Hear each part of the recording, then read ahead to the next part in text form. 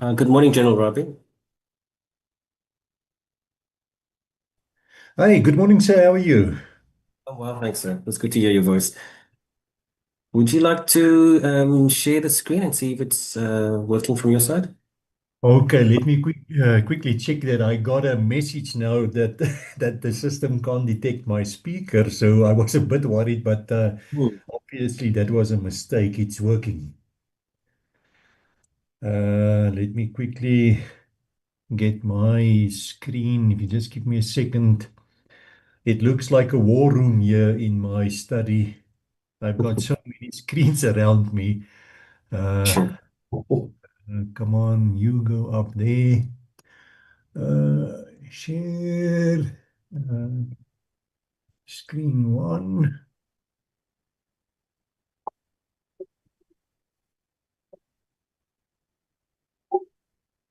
Uh, share. Okay, it should be there. Yes, I can see it. That's great. Can I just ask you, this is quite a long presentation, so obviously I will go through it quite fast. Hmm. Yeah, no, Hmm. we have, there's a lot of detail included, so is that fine? Hmm. How much time do I normally get to do this presentation? The presentation is until 11, if I'm not mistaken. Yes. So after introductions, you'll have about 40 to 50 minutes. Yeah, The members, this is why the members prefer the presentation on the Friday so that they can go through it. Then what the committee appreciates is that you'll just highlight issues yeah, that's of importance. Correct. Yeah. yeah, no, Because they will. that's the idea. Come on, I just want to get this meeting back on. Okay. No, I will keep it short. We will not go into all the detail. No, great, great. Members really want to get to the question, so they'll raise Yes. issues. Okay. Yeah, yeah. No, it's fine, sir. But if there's anything else, I'm on the platform, on the phone, whatever, Hmm. you can just give me a tinkle. Will do. Thank you, sir. Thank you. See you later. Bye. Thanks. You too.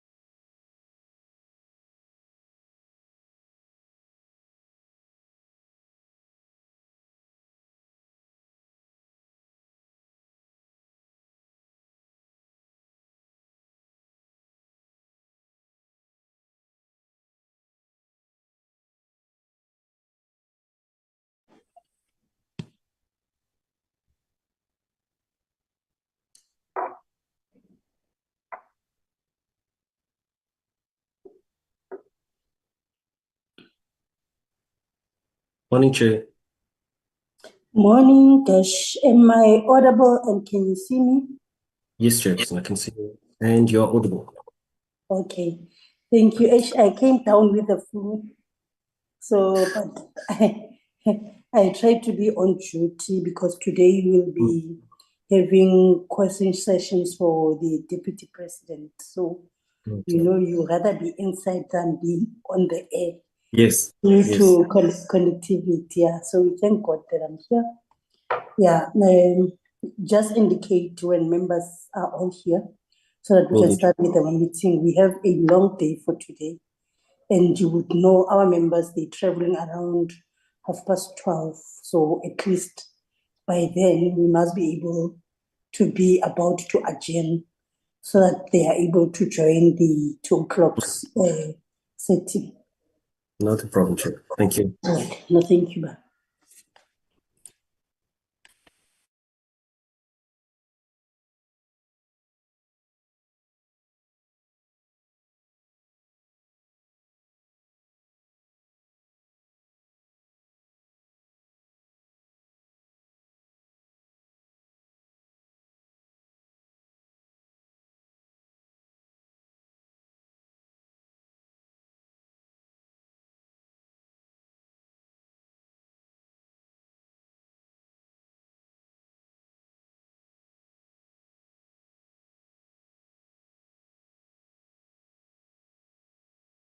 Recording in progress.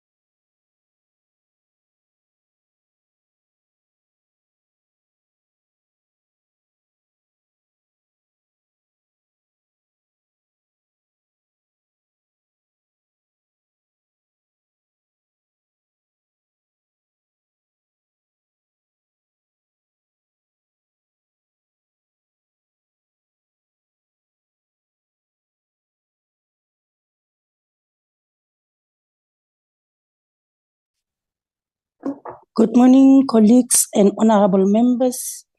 Let me pass my greetings to the Deputy Minister who's leading today's delegation, Honorable Polly Bushielo, and as well extend my greetings to all the generals who are attending today's meeting. Guests kindly flight our list because I know it's from General Lieutenant number 1 to the Major General number 24, just for them to acknowledge that we know that they are on the platform, they are joining us today, and we have shared the list with our members so that our members, at least they know who's on the platform.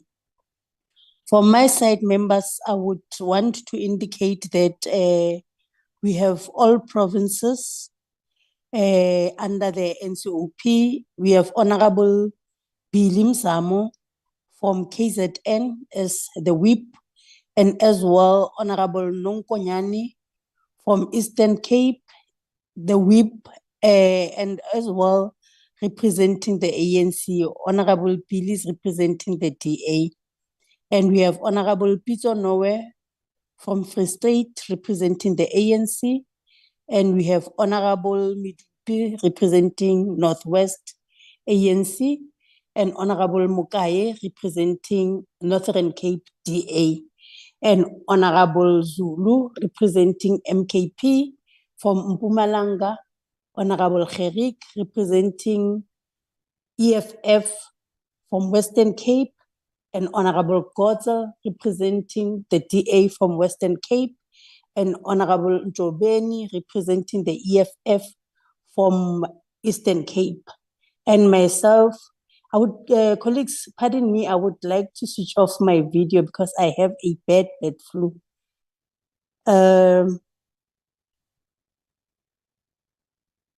then we have Honorable Jane Mananiso from Gauteng representing the ANC, and Honorable Pala from Limpopo representing the ANC, and as well as the co-chair of the defense.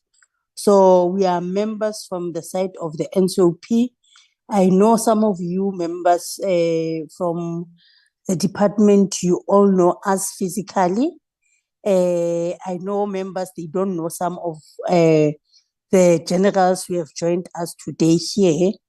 But as they speak, please make sure that your video is on so we can just register you and see you face to face on our visual platform. It is important that you are on a properly situated space where your lights can be able to give us that vivid, clear pic that would actually reflect yourself in attendance. So with that being said, members, we want to actually acknowledge the fact that we are here and we have received as well the apology from the minister, because the minister is attending cabinet. And we want to send our condolences as well to Honorable Njobeni. We know that she got the message today that his brother is late. So re rata gore ko wena Mme Njobeni go bala ka leqeba le go thamadi. Phepisa sis. And we wish that you will get home soonest so that you do what you have to do. Ni phepiseni endlini.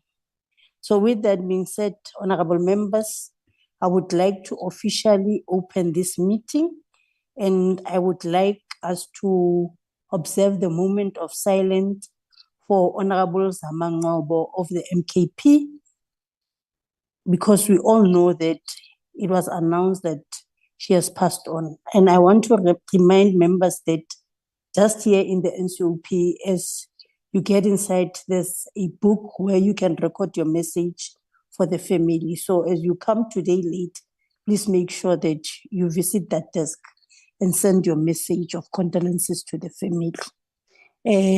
Honorable Zulu, we hope that you will carry our message and security and justice cluster to the MKP. In April this year, colleagues, the committee met with DPWI on the infrastructural challenges in the justice and crime prevention sector, and we received a report that SAPS had 76% expenditure in terms of fulfilling their commitment, of which we want to acknowledge and appreciate the work done by the department. We further note the report of a shootout between police and 6 armed suspects who were killed near Mtata on Monday, 23 June 2025. We hope that police officials are receiving the necessary counseling after this incident. And we know that IPID is now investigating the matter.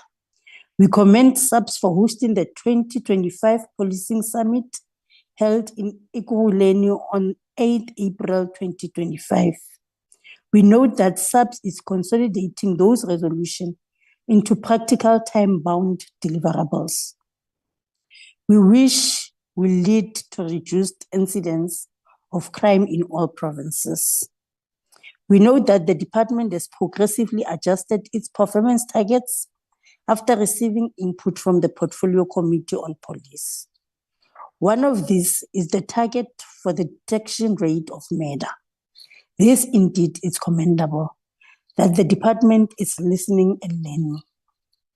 In terms of our national budget in 2025-2026, the SAPS received a main appropriation of 120 billion, which is a nominal increase of 7.2 billion, or 6.4% compared to the previous financial year. We know that an additional amount of 5 billion has been allocated over the MTEF, which includes additional funding of 4.4 billion over the MTEF for cost of living adjustment. Additional of 219.2 million for security during the G20 event hosted in 2025. Additional 400 million for security during the local government election in 2026, and additional 34.8 million over the 3 years period for cost relevant to an additional deputy minister. In terms of provincial budget, we have noted as well that the baseline budget allocation to provinces is for operational types of expenditure and overtime remuneration, but excludes the wage bill and other compensation of employees, with the provinces of Gauteng and KZN receiving the bulk of the funding. We also note that irregular expenditure as well as fruitless and wasteful expenditure was reported in 2024-2025 financial statement, and that the department reports that processes are in place to ensure consequence management, as well as recovery is in place. On this issue, Deputy Minister, actually, I want to say to yourselves, we know that there's ways of dealing with deviations in terms of the national treasury. Can people apply those prescripts so that at least we don't normalize the abnormalities in terms of wasteful expenditure and irregular expenditures? We are happy to note the following in respect of the department's spending focus: capacitation of DPCI, detective services, functionalities and pertaining to cybercrime and specialized units, use of technology to enhance policing, drones, body-worn cameras. This one is one of the interest of Honorable Bill. Gender-based violence focus and additional emphasis on FCS units. We also note the focus on resourcing and capacitation of police stations. We hope rural police stations are prioritized. And we further note that the concerns related to police vehicles will be receiving attention, because I know as this select committee, we have given the department solutions in terms of dealing with this matter. As an NCOP committee, we are very interested in the status of the agreements entered between SAPS and local and provincial government in various provinces, particularly as particularly as it relates to addressing gangsterism and organized crime. With that being said, Honorable Deputy Minister and your collective, we want to welcome you in this meeting as you'll be taking us through the briefing in terms of your budget vote 28, strategic plan and annual performance plans. With that being said, I declare this meeting open. I want to hand over to you, Deputy Minister, because I have covered the issue of apologies as well when I was doing my opening remarks. Over to you, DM. Chair, sorry, Chair. Honorable Nonkonyane. Sorry, Chair, my apology. I can't raise my hand. Honorable Akharika did actually write in the chat box that apparently is also here. I would love if you can introduce him before you hand over to the Honorable DM. Honorable Kharik.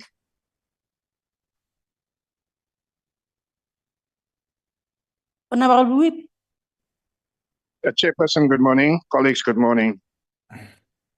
Morning. Honorable Kharik, I did acknowledge you. I think you didn't hear me. I'm struggling with my throat, so sorry, but I did acknowledge you. Thank you. Thank you. Appreciate it, Chair. Thank you. Sure. Over to you, DM.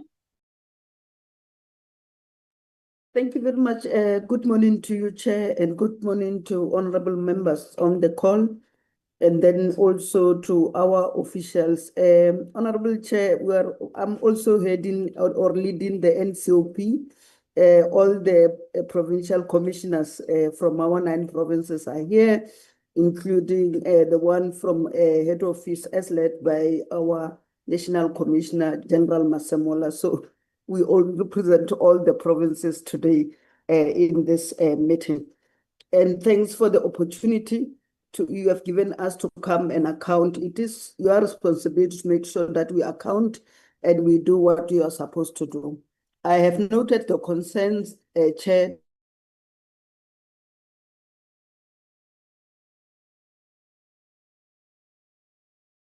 DM.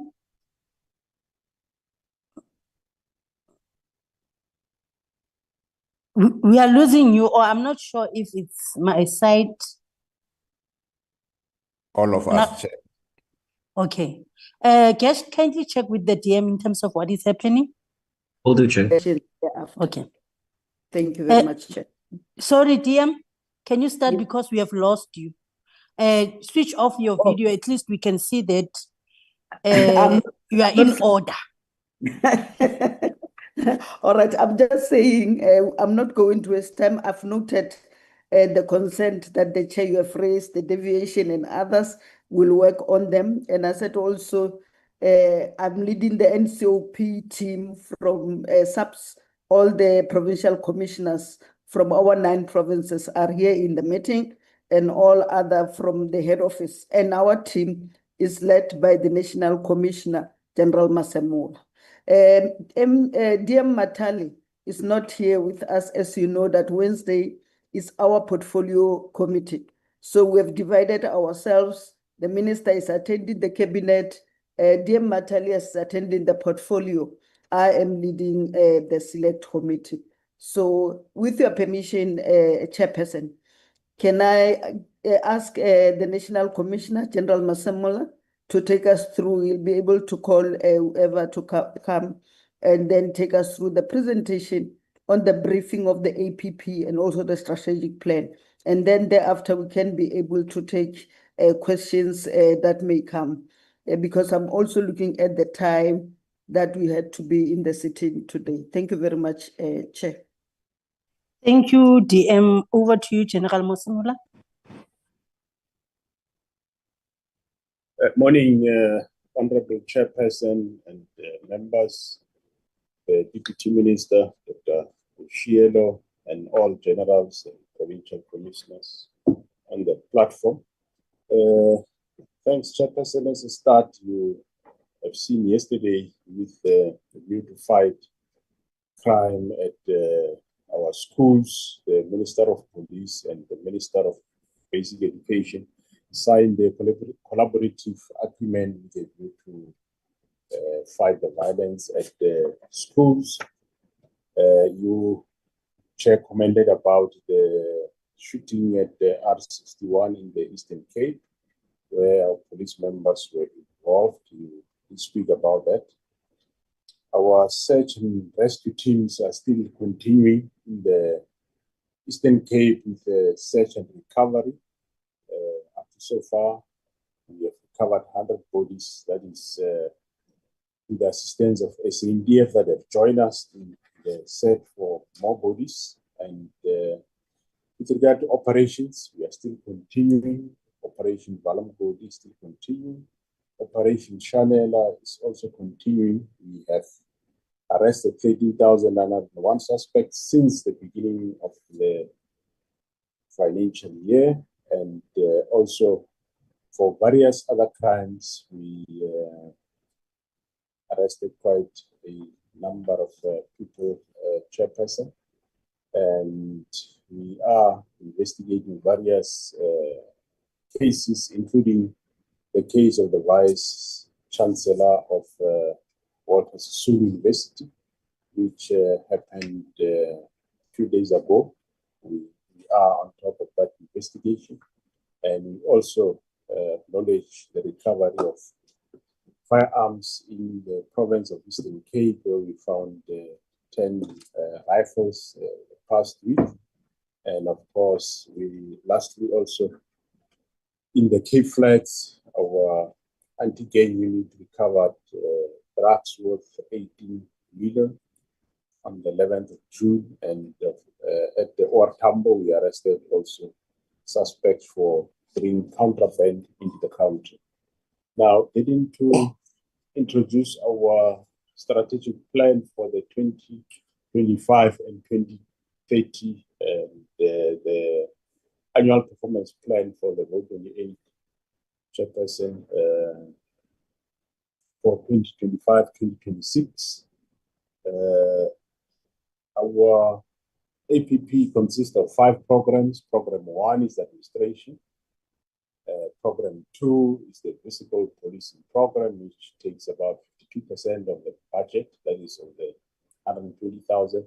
However, there is a certain amount in that specific budget, over 2.5 billion, that is for facilities and not necessarily for visible policing. But because visible policing is the consumer of most of our premises in the SAPS, hence the budget is located there by them. We have program 3, which is detective services, which consists of general detectives, all other specialized detectives, including the EPCI, which is special investigation. And program 4 is our crime intelligence, open account, and program 5 is our protection and security service, which consists of both the protection and security services that protects our executives and presidential protection services. Without wasting time, let me hand over the chair to Major General Ravi to take us through the presentation. Thank you very much.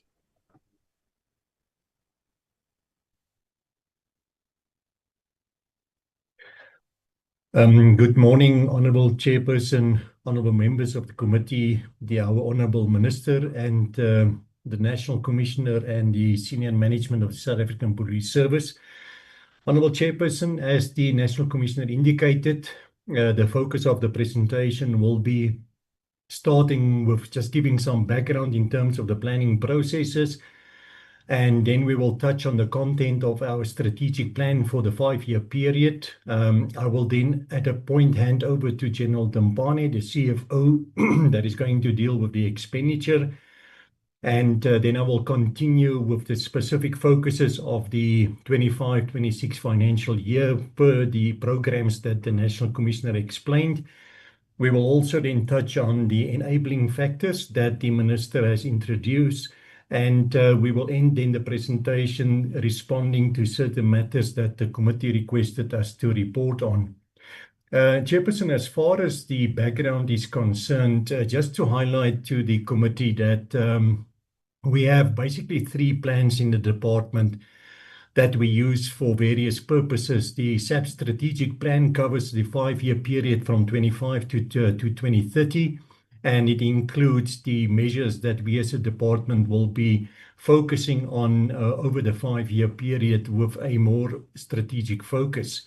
Moving to the annual performance plan of the department, it is focusing on the activities and the specific commitments and measures for the current financial year 25-26. And then supporting that, we have an annual operational plan, departmental operational plan, Honourable Chair, where we have specific lower level activities in support of those commitments that we are reflecting in the APP of the department.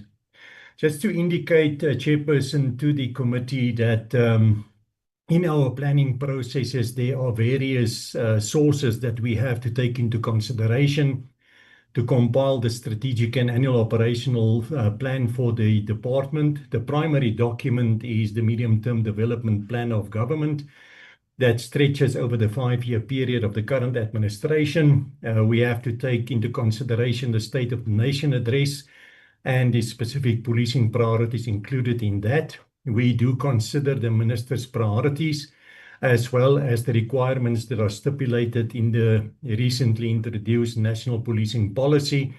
We do consider integrated crime and violence prevention strategy. And then also very important, Chairperson, we have introduced, as we have previously communicated with the committee, a set of perception-based surveys to test community perceptions and internal perceptions on the effectiveness of the South African Police Service. And lastly, issues that relates to the surveys that we conduct that relates to the activities of the morale of members. We also have to take, Chairperson, I just want to get rid of, this thing is hiding my headings. My apologies, Chair. We also take into General Rabi, you Yes, can ma'am. switch off the video and then continue with the presentation so that you don't worry about what it's hidden somewhere. Thank you, ma'am. The additional issues that are also considered is the, in terms of the requirements from DPME, is the IS/ICT strategic plan of the department. And as you indicated, Honourable Chair, taking consideration of the recommendations that are made by both the Portfolio Committee on Police as well as the Select Committee on Security and Justice, given those that were made during our previous appearances to these two committees.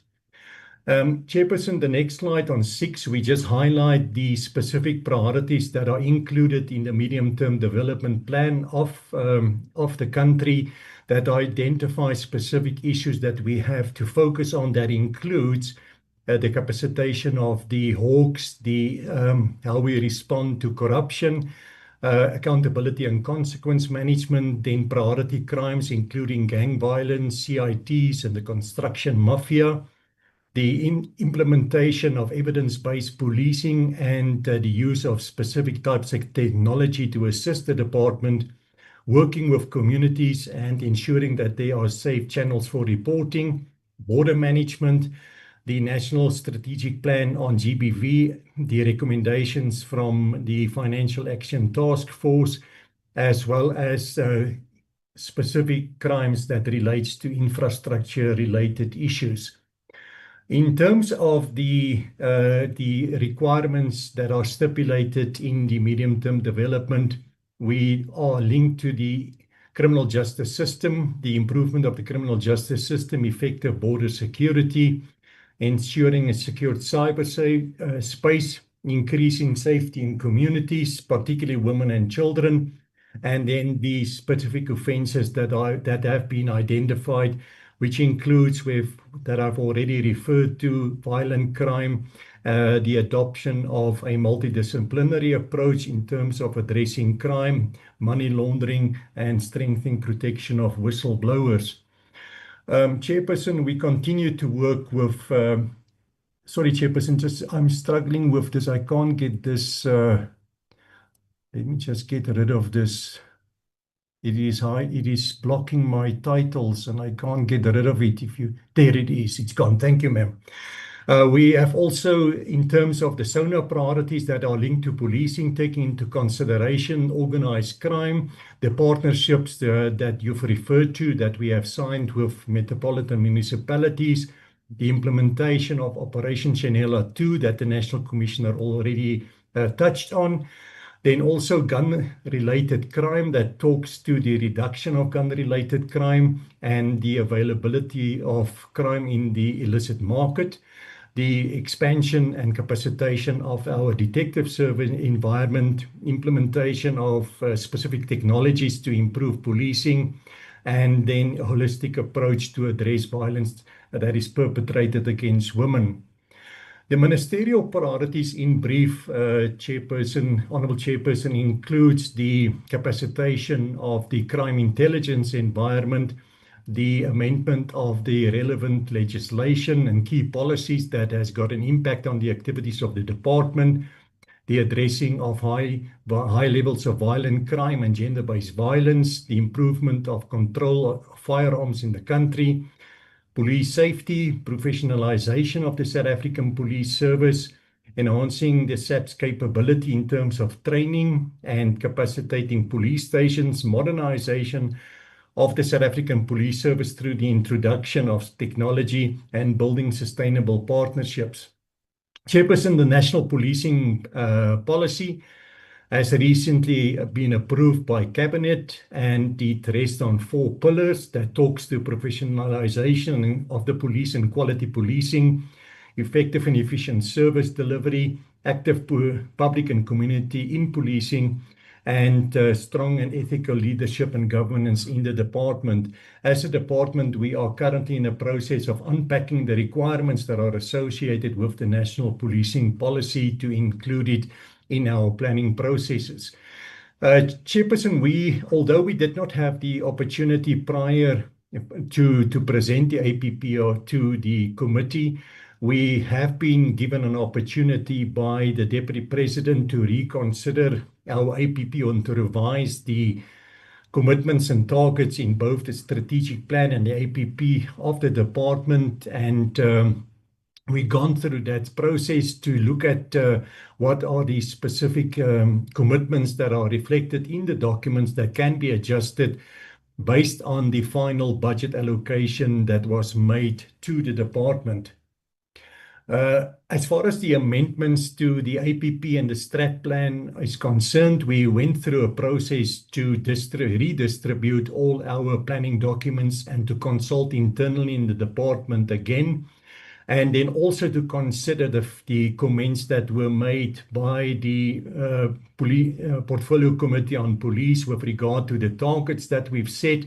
For example, the detection rate that was criticized as being low, Honourable Chairperson, that you've referred to already.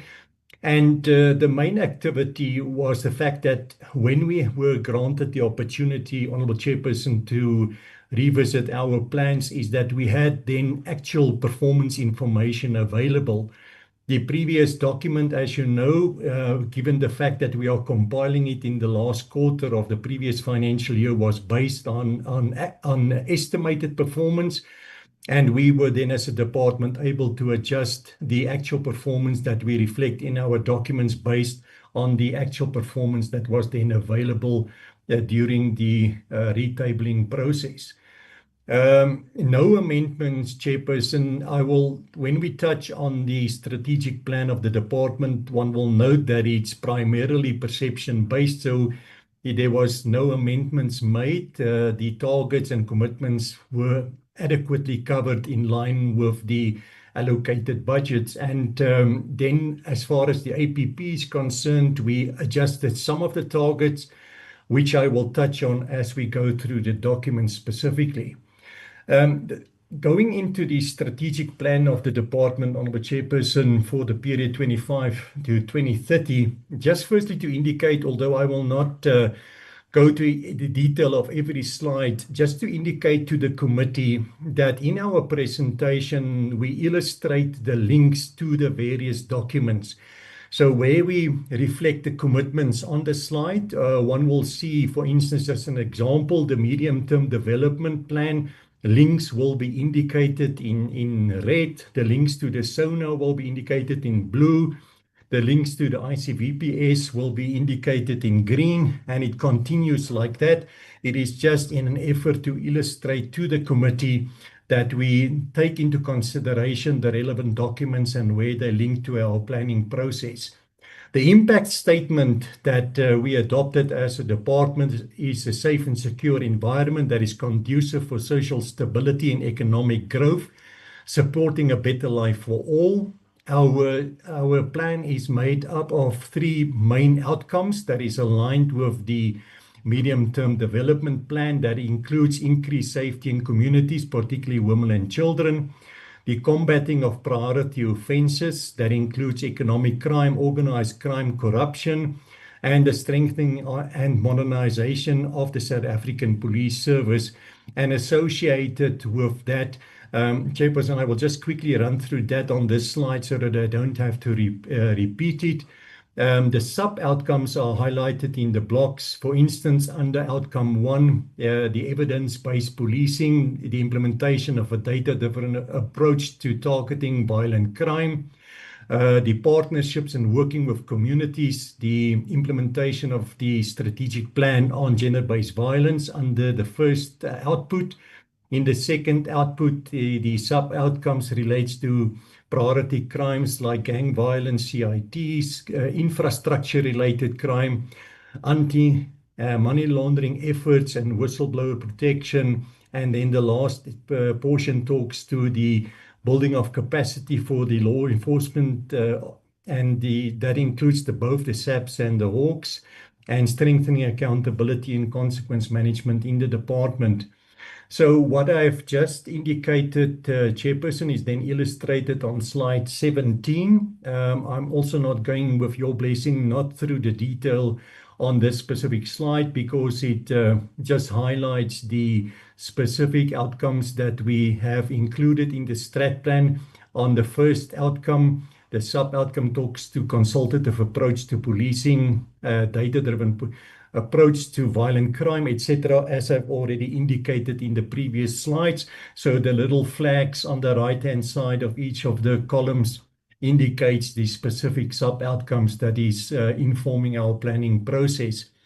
Chairperson, when taking you through the commitments in the APP, I will focus specifically on our targeted interventions that are reflected on the right-hand side of the slide.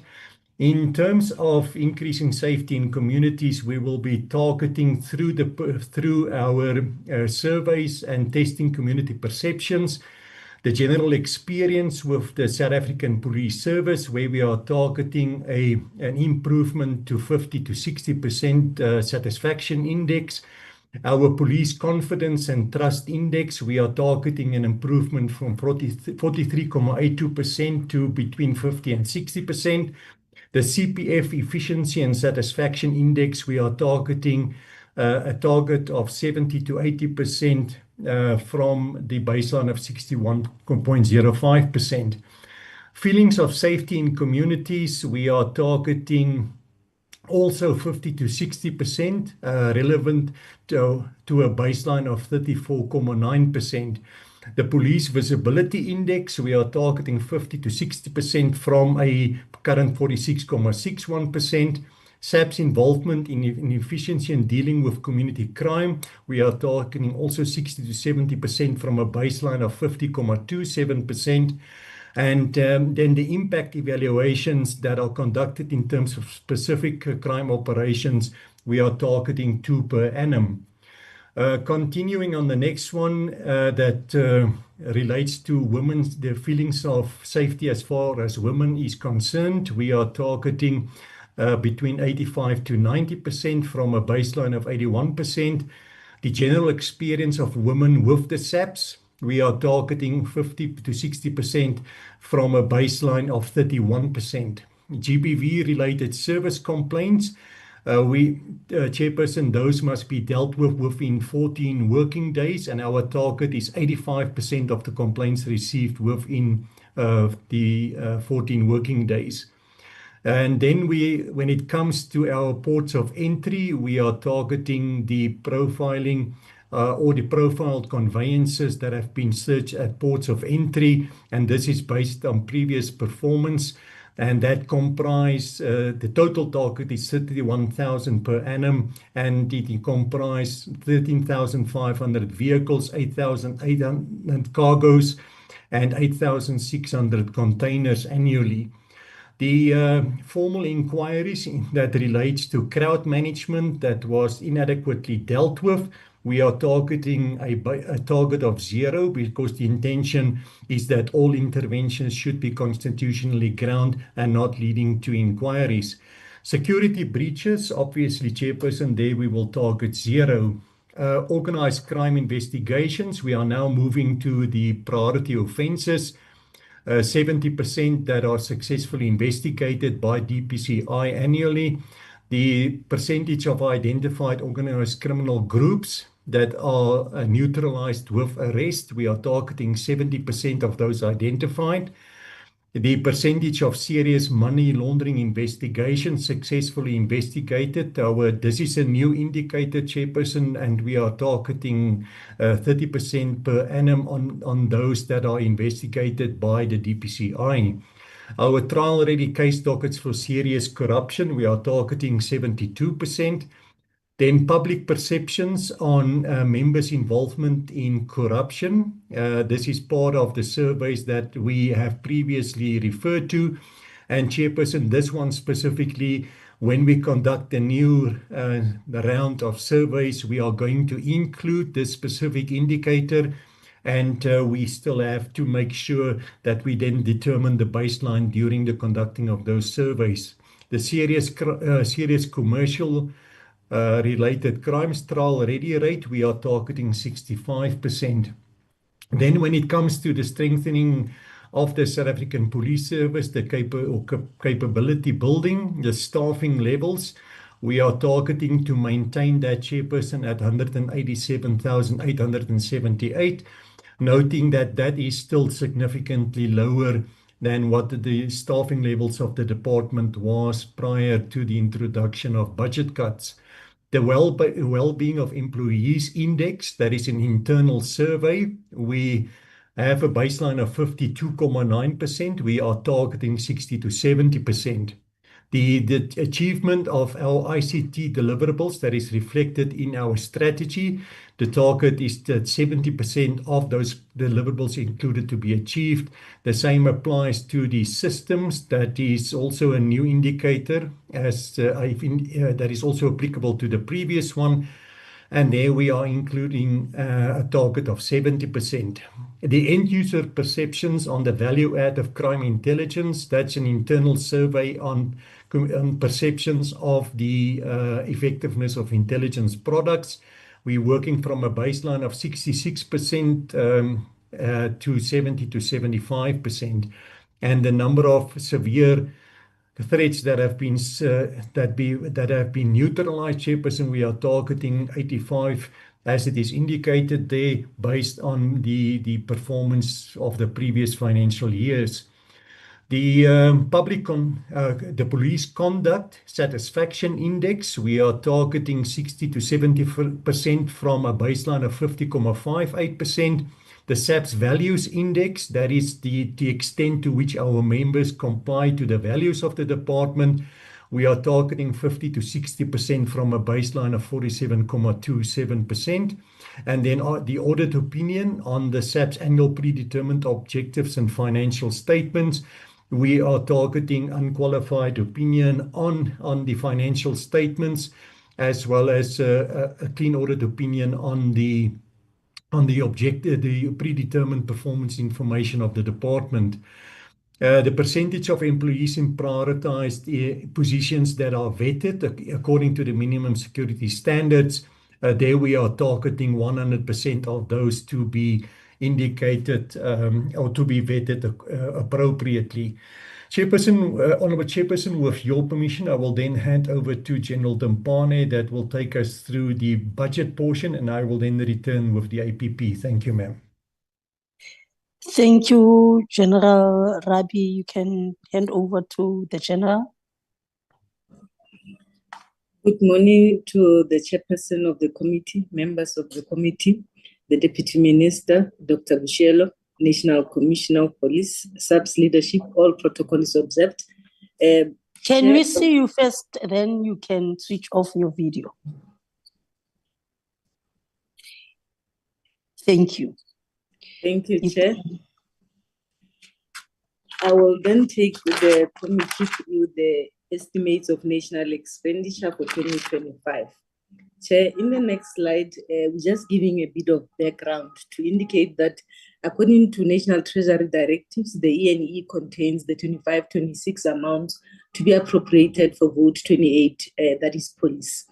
These funds are allocated per program as well as per economic classification. What we wanted the committee to note on this slide is that the 2025, which is the current MTF allocation, was calculated from a reduced baseline, considering that the previous MTF allocations for 24-25 to 26-27 contained baseline reductions that were introduced over the previous MTF. As a result, Chair, we had 2.8 billion that was reduced in the previous financial year. For this current financial year, we have 2.9 billion that remained, and 3 billion is anticipated to remain for 26-27 financial year. Chair, for the 25 MTF, the allocation from National Treasury contained the following. We have over 5 billion additional funding that has been allocated to SAPS over the MTF, and this essentially is to cater for 4.4 billion for compensation over 3 years for additional costs relevant to the 2025 cost of living salary adjustments as per the conclusion of the PSCBC agreement in April. We also have 2.19,2 million, which is to assist the department to cater for security during the G20 event that is to be hosted this year. We have equally received an additional 400 million for the department to ensure security during the 2026 local government elections that are taking place in 2026. Additional 34.8 million over 3 years was received to cater for the costs that are relevant to an additional deputy minister post within the ministry. Chair, while we appreciate and acknowledge the 5 billion that has been allocated additionally to the SAPS, we also have noted a 2.86,2 million that has been reduced on the operational budget over the MTF. This essentially has affected the goods and services line item with a reduction of 229 million and machinery and equipment with a reduction of 57.2 million. We have 150 million that we have shifted from the SAPS operational budget to the DPCI for the 25-26 financial year, as well as 26-27 financial year, to cater for the DPCI to deal with the project on partnership with the Joint Initiative on Crime and Corruption. The next slide, Chair, it is just an extract from our allocation letter. The red highlights just highlights the baseline reductions that I've alluded to, and the green highlights indicates the increases that we have received in this regard. I will not read all those increases that I have mentioned before.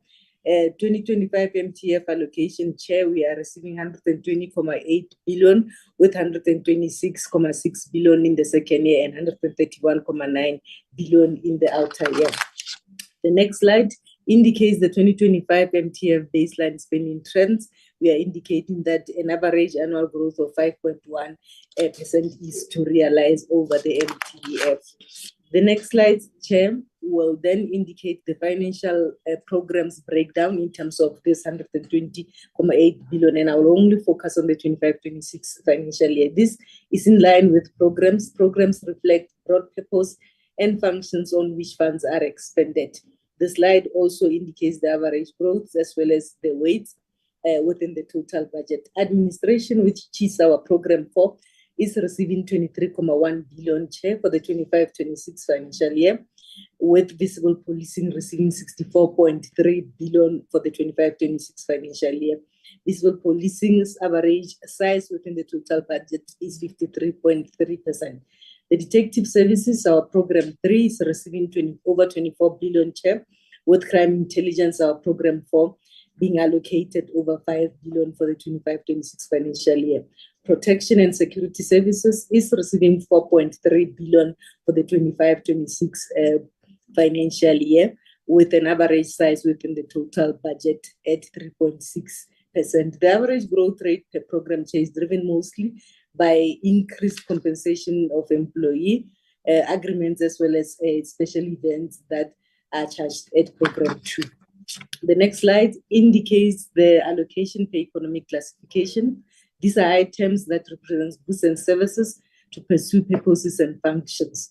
Chair, the first economic classification or line item is current payments. This is constituted by compensation of employees as well as goods and services. When you look at compensation of employees for 25-26, an amount of 97.8 billion is allocated. This is equivalent to 81%, the average size within the total budget. Goods and services is allocated 18.7 billion. With transfers and subsidies, an allocation of 1.3 billion is reserved, and payments for capital assets with an allocation of 2.872.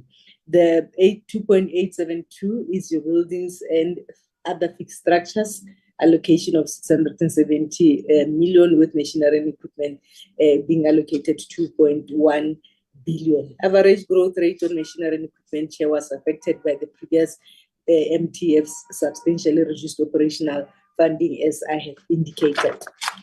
The next slide, Chair, is unpacking the compensation of employees budget. This is the 97.8 billion that I have alluded to in the previous slide. Within this 97.84 billion, Chair, we have wages or the wage bill. These are the salaries, pensions, etc. of our employees. An allocation of 71.7 billion is reserved for 25-26 financial year. Cost of living salary adjustments, this is as per the 2025 PSCBC agreement. There is a 5.5% increase that has realized. We are putting aside 3.9 billion for that purpose. Pay progression with a percentage of 1.5%. 769 million is allocated in this regard. All allowances, these are the service allowance, night shifts, public holidays, etc. And the committee should also note that service allowance was revised in April to 950 per month in terms of the PSCBC resolution that came into effect on the 1st of April. To this effect, allowances, we have 3.6 billion that we have reserved for overtime. This overtime is inclusive of overtime work that we will be performing during the G20 event. 1.2 billion is set aside for this purpose. Rental and housing, Chair, 3.8 billion is set aside. Medical aid payments, this is Polmet and GEMS, 11.8 billion is set aside, with an amount of 860 million remaining for discretionary for all HR activities. This will include your promotions, your appointments, and filling of critical posts, etc. In total, 97.8 billion is set aside to then assist the department to ensure that compensation budget is managed effectively. In the next slide, Chair, these are just general remarks for the committees, noting that personnel is the primary cost driver in the vote police and also drives direct operational expenses. Compensation expenditure is therefore determined annually from zero, taking into account existing personnel and new personnel, whereafter it is apportioned between programs. Operational expenditure are predominant in respect of goods and services and machinery and equipment in order to perform services, which then this comprises less than 20% of the total budget in the 25-26 financial year. Essentially, this budget is made up of three types. We have the compensation budget, operational budget, as well as the capital budget. Then, as we continue with these remarks, for the committee's noting is that the departmental spending over the MTF will be in relation to the core programs, with visible policing being more than 53% weight of the total vote in 25-26. The detective services program also comprises a significant portion at nearly 20%. The growth rate for the vote from 25-26 to 27-28 is 5.1% due to the additional compensation funding having been allocated. The average growth rate on compensation of employees is 5.5% over the MTF, while an average growth of 3.6% is evident on operational items categories. This is your goods and capital over the MTF. Additional funding allocated over the 2022 and 2023 MTF for recruitment of additional personnel allowed growth in personnel numbers up to the 2024-25 financial year. Therefore, personnel numbers will be maintained over the MTF. Chair, the committee requested a breakdown in terms of allocations to provinces. We have provided such. If the committee allows that, I do not read all the figures per province. Safe to say that 7.1 billion is allocated to provinces on operational baseline budget. Chair. This includes priorities as identified by the ministry as well as the SAPS management.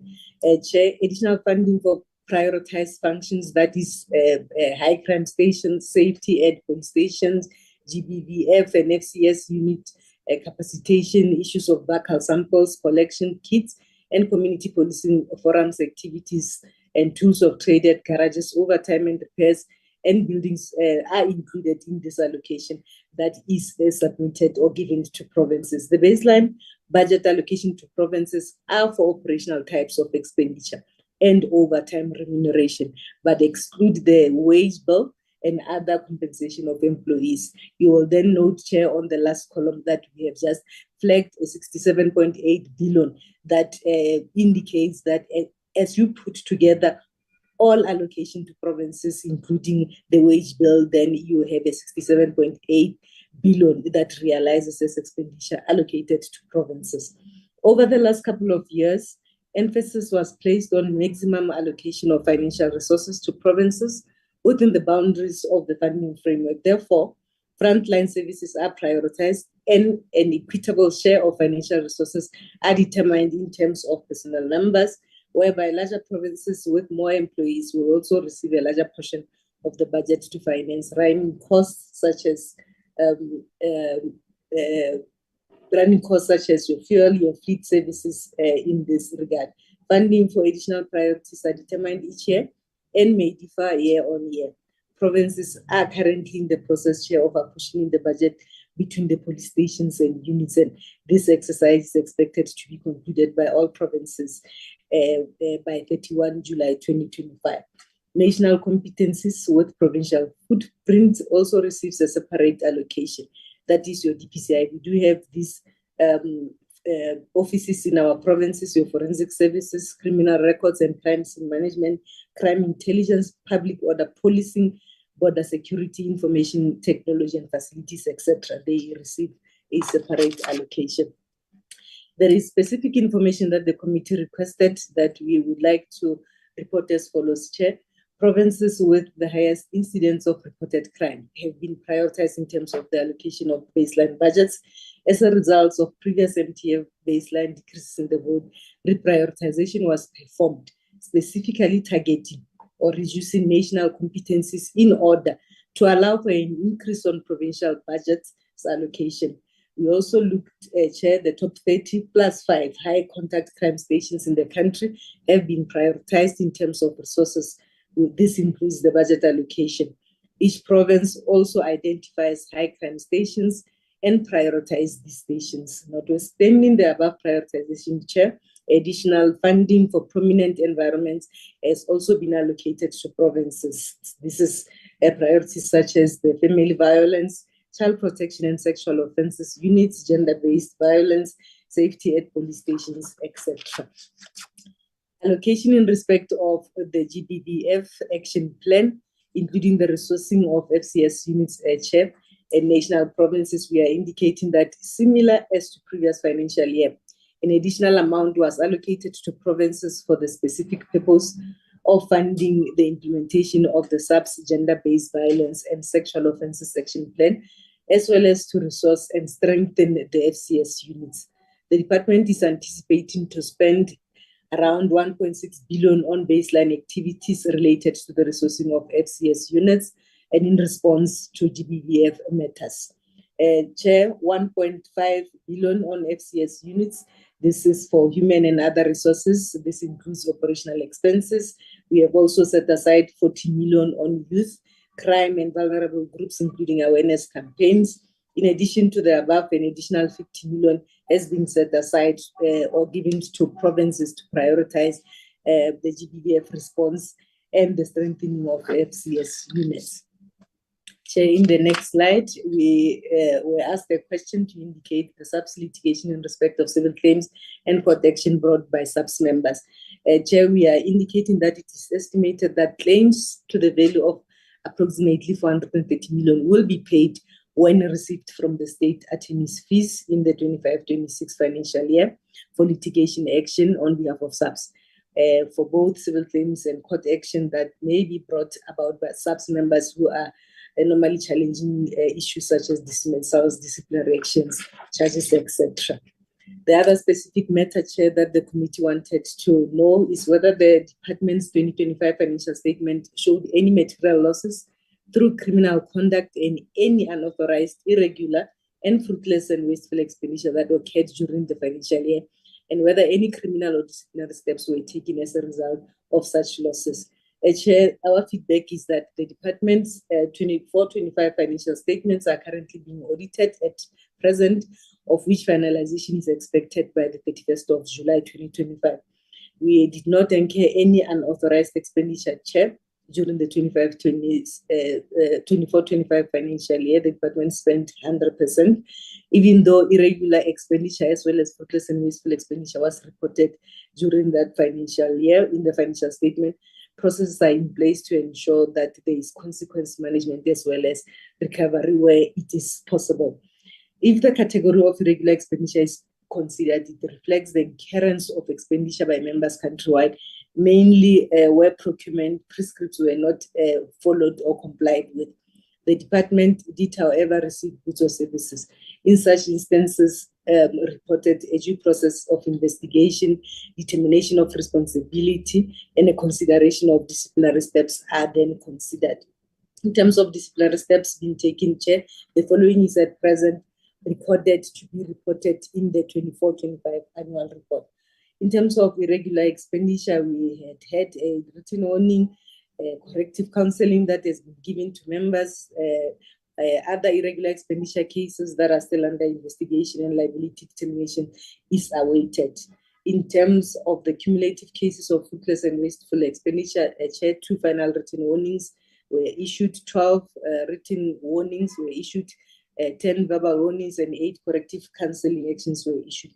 We also want to report, Chair, that we had recovered a total amount of 342,000 from members who incurred fruitless and wasteful expenditure. This was recovered in the previous financial year. There is one case, Chair, that we just want to highlight to the committee that in terms of the actual loss, one confirmed incident of irregular expenditure with financial loss was identified, and a determination test was finalized during the 24-25 financial year. This particular incident took place in the province of Mpumalanga. An amount that is involved is 35,000. An amount of financial loss was determined to be 25,000 rand. This incident was registered in the Mpumalanga provincial office against a member who has been reported to have manipulated the procurement process by unfairly disadvantaging the cheapest service provider who quoted 9,000 and awarded the most expensive service provider who quoted 35,000. Consequence management was finalized on the 15th of May 2025 after the member was found guilty in terms of Regulation 12(1)(d). A suspension without remuneration for a period of 1 month is currently unfolding and ending next week. A recovery of the loss to the amount of 25,100 is in progress, and a criminal case has been opened with a case number that is indicated there, Chair. Other specific matters, the committee wanted to know whether the department is taking any reasonable measures to recover any of such material losses. As I indicated, there is one specific case that I spoke to previously. We are also reporting that preventative control measures such as procurement authority, segregation of duties and registration or rotation of suppliers regarding issues on quotations exception reports and certifications are in place, Chair. And these are all the measures that are put in place by the department to prevent irregular as well as fruitless expenditure. The department has action plans in place to address occurrences of these unwanted expenses, Chair. In addition, intervention sessions are held continuously with cost centers in provinces and divisions in order to mitigate the occurrences thereof. Chair, my last slide will then touch on the overall spending focus for 25-26 to 27-28 financial year. The spending focus, which is in the main on goods and services and capital investment over the medium term, includes the capacitation of DPCI, detective services, functionalities pertaining to cybercrime, as well as specialized units. We will continue to enhance the financial forensic and accounting capabilities of the DPCI to address recommendations from the FATF, the use of technology to enhance policing. We are planning to buy items such as drones, body-worn camera, etc. This is a priority. Gender-based violence focus as well as additional emphasis on FCS units. We also sustaining the forensic services baseline allocation, previously increased to allow the environment to execute their duties as required. The capacitation of frontline services, and this includes capacitation of 10,111 call centers. Capacitation of crime intelligence remains our priority, Chair. And building a capable state, this then talks to the professionalization of the service through skills development. We have, this is a priority through training, Chair. Increased feeling of safety by communities through addressing priority crimes. Our focus on crimes such as murder, organized crime, control of firearms, GBV, etc. This is a spending focus, Chair. Investment in capital assets consisting of machinery and equipment. Essentially, this speaks to transport assets, infrastructure, as well as mobile police stations. We will continue to also focus on other critical items to equip members for effective policing. And we are going to be procuring tools such as bulletproofs, uniform, etc., as this remains a priority or a focus for critical tools of trade for police to successfully render their services. Chair. The breakdown of allocations per program is included in the slides to follow on the annual performance plan that will then be concluded by Major General Rabi. Thank you for the opportunity, Chair. I will pause here with your permission and over back to General Rabi to conclude the presentation. Thank you, Chair. Thank you, Lieutenant General Dipane. Over to you, Major General Rabi. Honorable Chairperson, thank you. Going into the annual performance plan of the department, this is going to reflect on the specific targeted commitments that we will be reporting in the financial year, and as we indicated, it is structured according to the 5 financial programs. In Program 1, the total allocation for the 25-26 financial year is 23.1 billion, and the breakdown is provided below, where we indicate HR, human resource development, and total allocation of 2.7 billion, technology management, a allocation of 3.4 billion, supply chain 4.5 billion, 670 million for capital building projects, human resource management 2.3 billion, financial services 1.5 billion, and corporate support 1.3 billion. Chairperson, as far as the commitments are concerned that we are targeting for the year, in the interest of time, I will just reflect on specific the targets for the year. As far as the entry-level trainees are concerned, we are targeting 5,500. The number of members that are placed at detective service, a total of 4,000 through various interventions. The staff establishment of the top 30 high contact crime stations, we are targeting an increase of 2%. And DPCI appointments annually, the target is 150. The percentage of functionaries in designated posts, that includes your station detective commanders, which we have prioritized in terms of training, is 80% compliance level with the required training of those positions. The procurement of annual SAPS procurement allocated to women-owned businesses, we are targeting 10% as a new indicator. This is a DPME requirement. And then, Chairperson, what is different from the initial APP that we submitted, the Minister directed that we introduce 3 new indicators. The first one is about a development of a police station functionality assessment model that needs to be completed by the 31st of December of this year.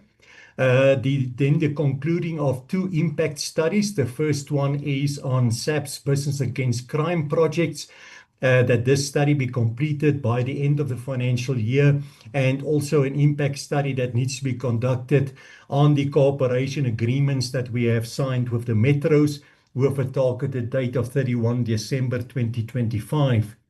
Mobile technologies provided for operational deployment.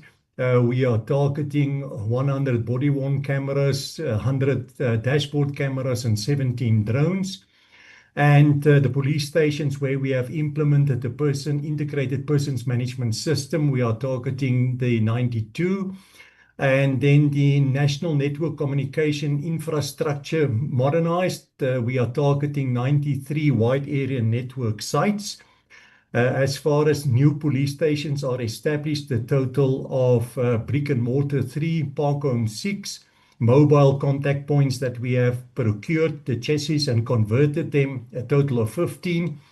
And stations where physical security measures are implemented, a total of 6 for the financial year, and identified sites for the implementation of CCTV, a total of 104 in the financial year. Planned maintenance projects, we are targeting for maintenance and execution 5 and repairs to cells, a total of 33. The finalization of our SAP's professionalization framework, which is currently in development, with a target to have it fully finalized and ready for implementation by the end of the financial year. The percentage of lifestyle audits that are conducted on identified members that are red flagged, 50% of those that are identified during the process we will then conduct the required lifestyle audits. The outcome of the audit on the financial statements, we are targeting an unqualified opinion. And as far as the material findings on performance information is concerned, we are targeting a reduction of 20%. Audits completed in terms of the internal audit plan, we are planning 125 for the year. Forensic investigations, the target is 100% of those that are identified in the year needs to be concluded. And inspections that are conducted in terms of our approved inspection plan, we are targeting a total of 273 for the year.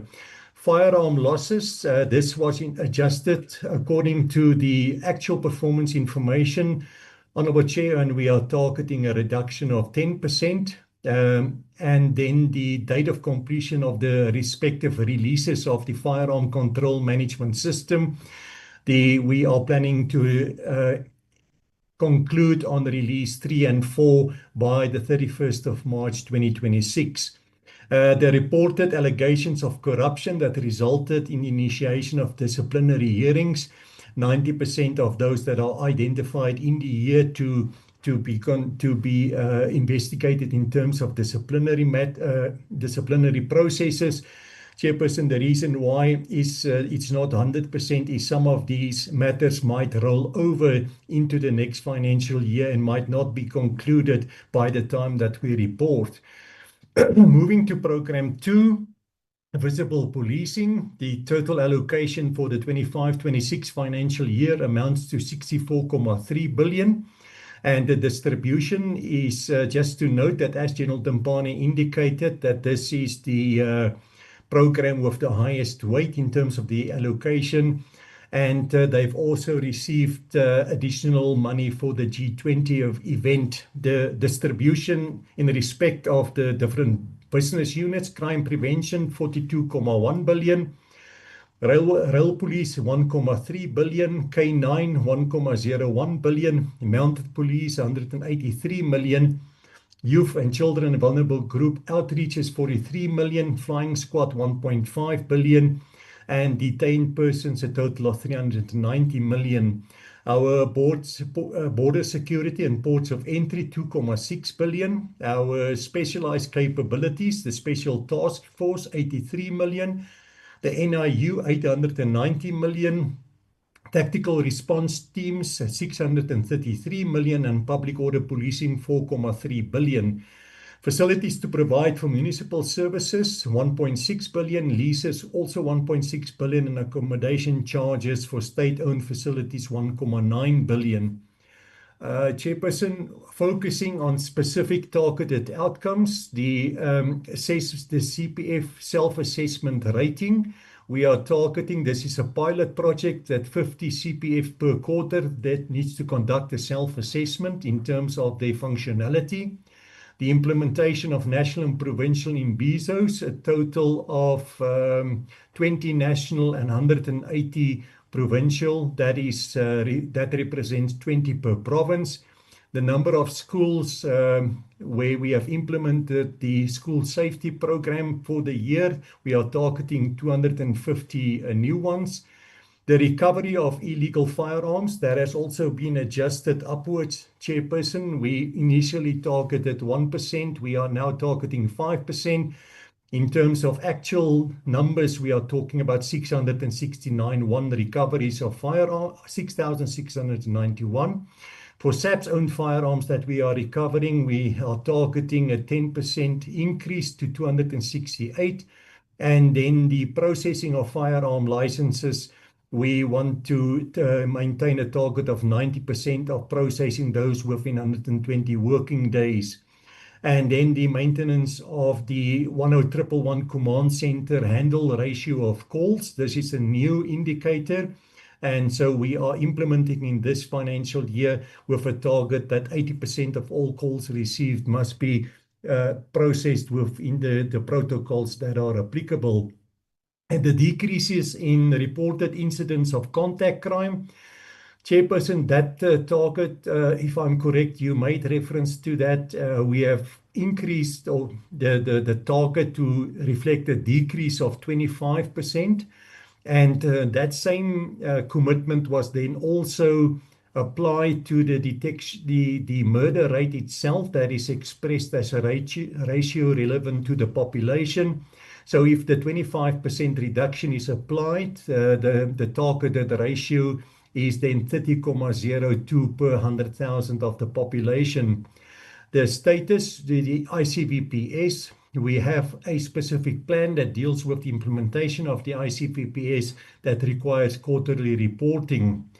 The hotspot policing approach, the evidence-based policing, we are in a process to pilot that and roll it out with emphasis on the Western Cape in this financial year. And then the 25% reduction that we have decided on for contact crime, Chairperson, is then also applicable to contact crimes against both women and children, where we are targeting a 25% reduction.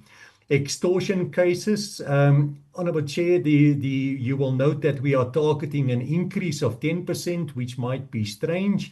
The reason why is that we have, since this matter has been prioritised by government, we have noted an increase in the number of incidents, and the reason why we are targeting an increase is to make sure that we enable victims of these specific crimes to report these incidents so that we can get a more accurate reflection of the extent of extortion in communities.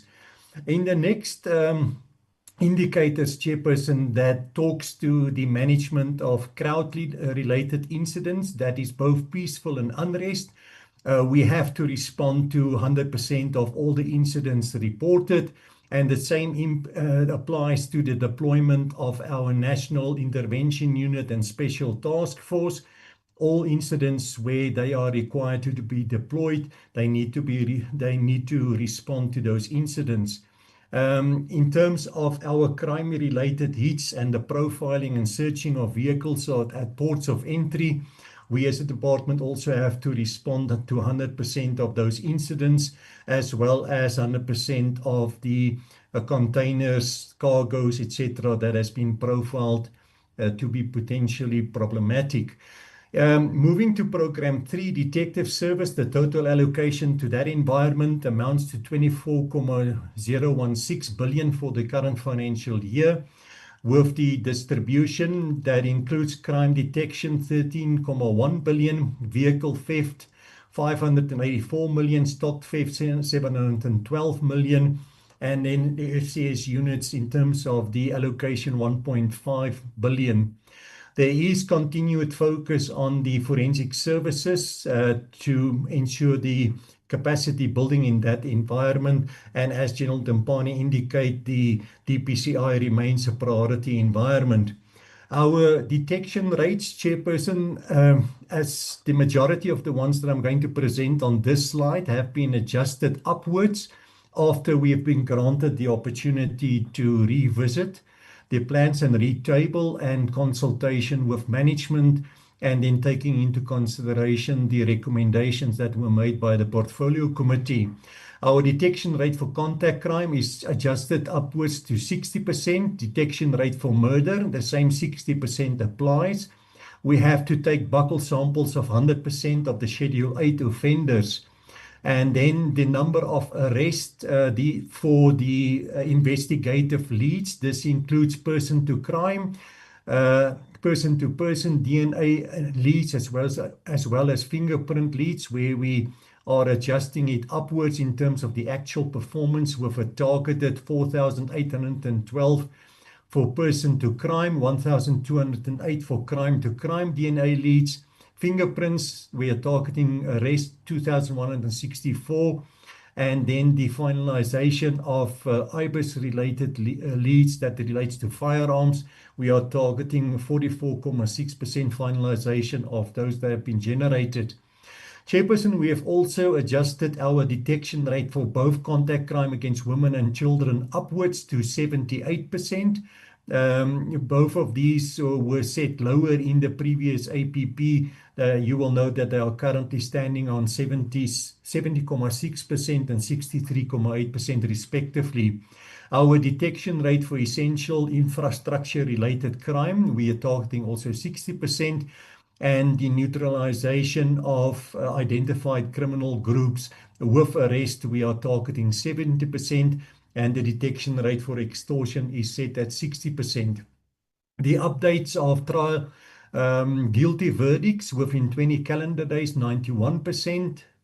The generation of or producing of original previous conviction reports within 15 calendar days, we are targeting 92%. The finalization rate for the forensic lab in terms of their production, we are setting at 75% of the entries that they are processing. Case exhibits that are exceeding the 90 calendar days, that is the so-called backlog, we are targeting 20%. And then the number of 212 statements that are reported or generated based on the evidence that was analyzed, that is a target of 100,000.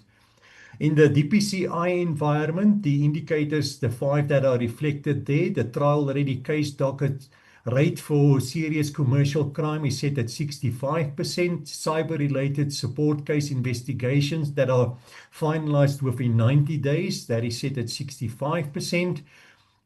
Serious organized crime project investigations that are successfully closed and investigated, we are targeting 70%.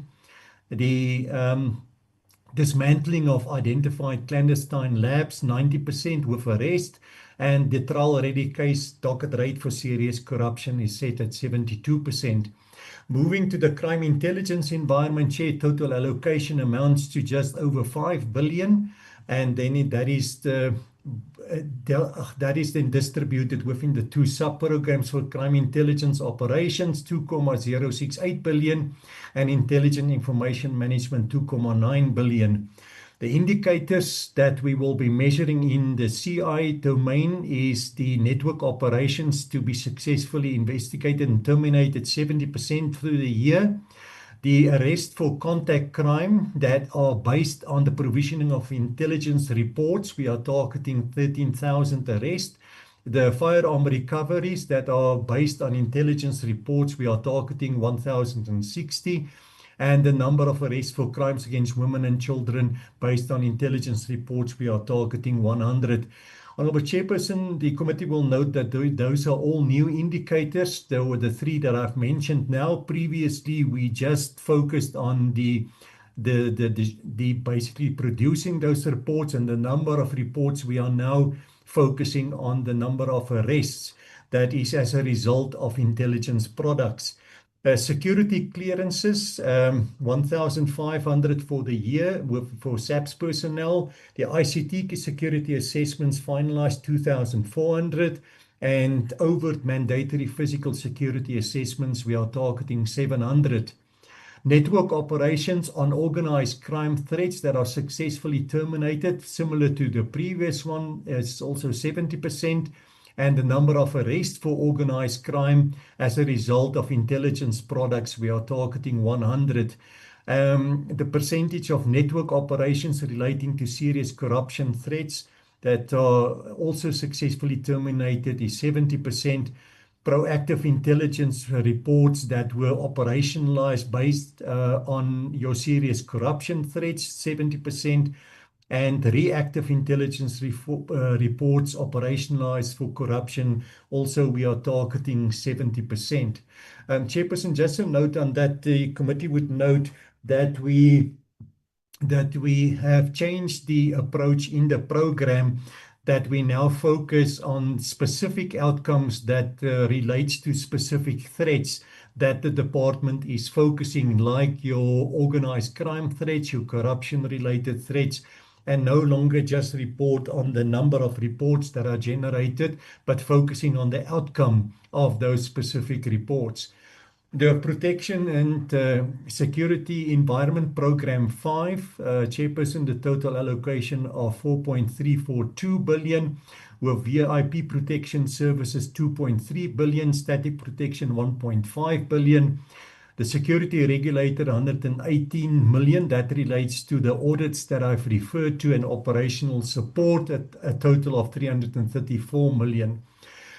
Security breaches, that is the main indicator in this environment, Honourable Chairperson. We do not want any security breaches that relates to in-transit protection or static protection for both presidential protection and protection and security services. We are targeting no security breaches. And then for the protection and security services, they need to conduct audits at 121 strategic installations and 219 national key points. And in the presidential protection environment, they are targeting 11 national key points that are required to be audited. Specific critical enabling factors, Chairperson, this is specific interventions that has been introduced by the Minister to streamline the operations of the department. And the first one relates to the support activities in the department to ensure that those business entities that are responsible for support, like technology, human resources, training, etc., they streamline their activities to provide optimal support to our frontline police stations. So the approach is specifically focusing on the capacitation of police stations to make sure that they have access to adequate resources. That includes training as well as the available frontline personnel.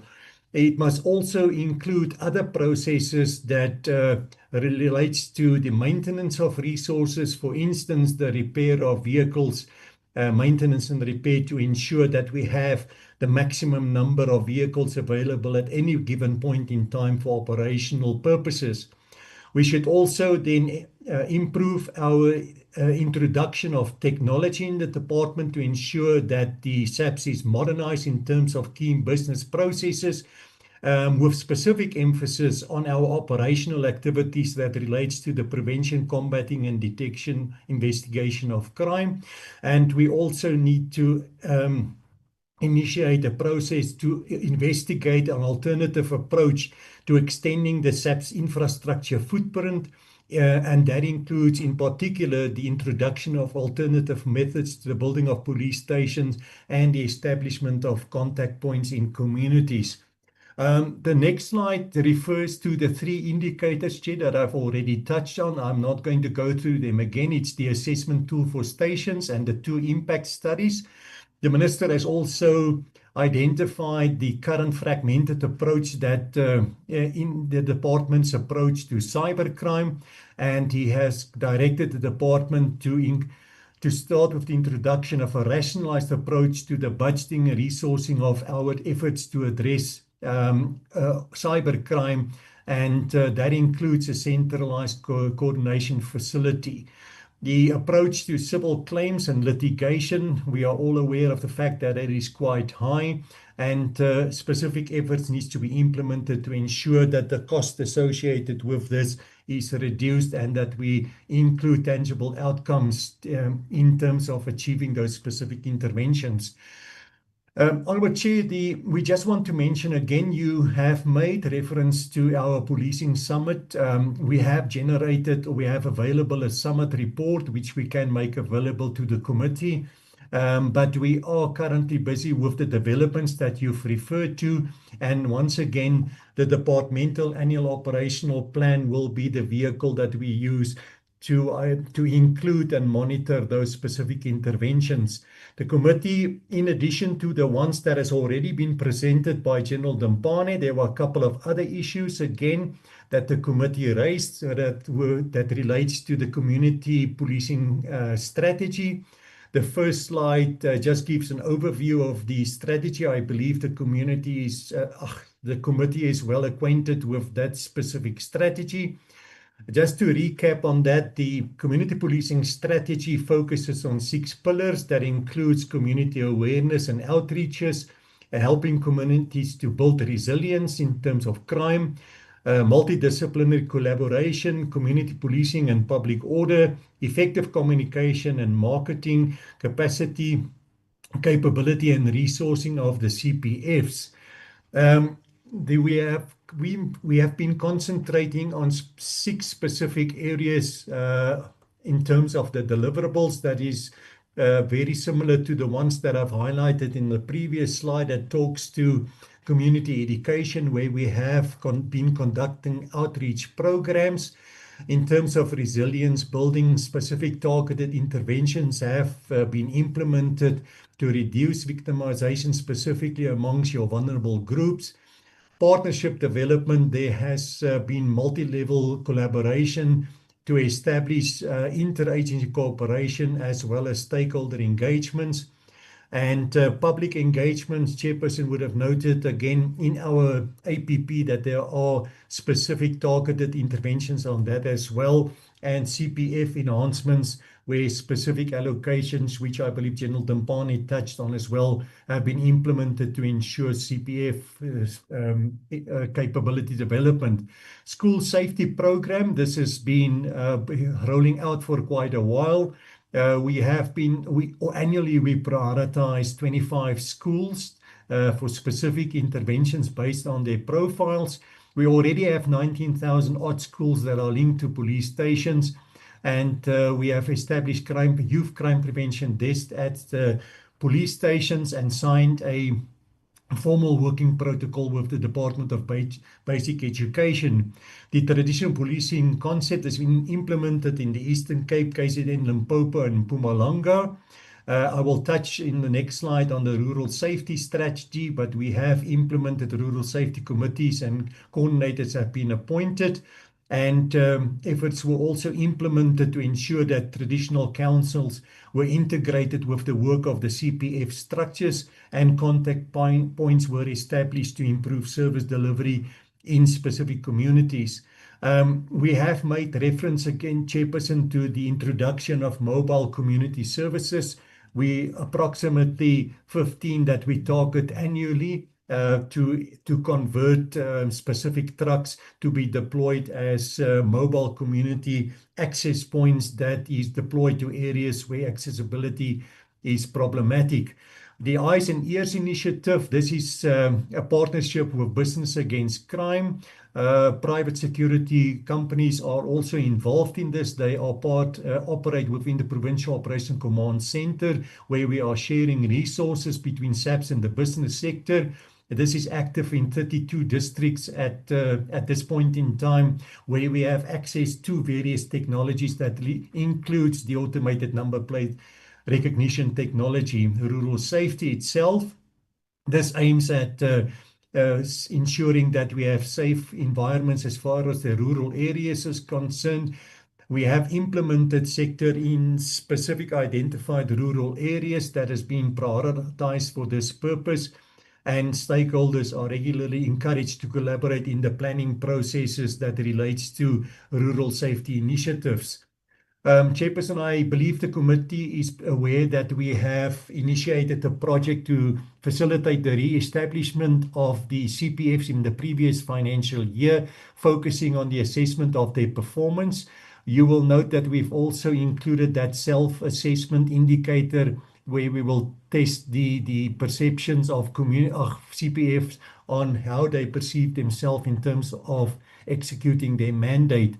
There was a policing indaba in 2023 May. The reason Major General, as you conclude, because I want to give members more time to engage. Some of the issues that you are elaborating on, you have actually touched them as you were presenting on some of your APPs. So can you just land somewhere so we can take General Masemola and the DM before members' questions? Noted, Honourable Chair. The partnerships, there are various in place as it is reflected on the slide. As far as the GBV action plan is concerned, there are various interventions that the department has implemented, and we have aligned our action plan with the National Strategic Plan on Gender-Based Violence. We provide detail on the number of members that have been trained and the availability of victim-friendly rooms, as well as the various campaigns that has been conducted. We've spoken about the additional allocation to the FCSs that is provided, Chairperson, on slide 81. Fraud and the Firearm Control Act, there are various interventions that are implemented to ensure that we address the irregularities and corruption, etc., that is associated with the issuing and control of firearms. Just mentioning that these specific cases that are identified are investigated by the DPCI, with the Western Cape also then having a specific project running on that. Chairperson, I'm then going to jump to the slides that talk to the services to communities that are problematic. They are listed there.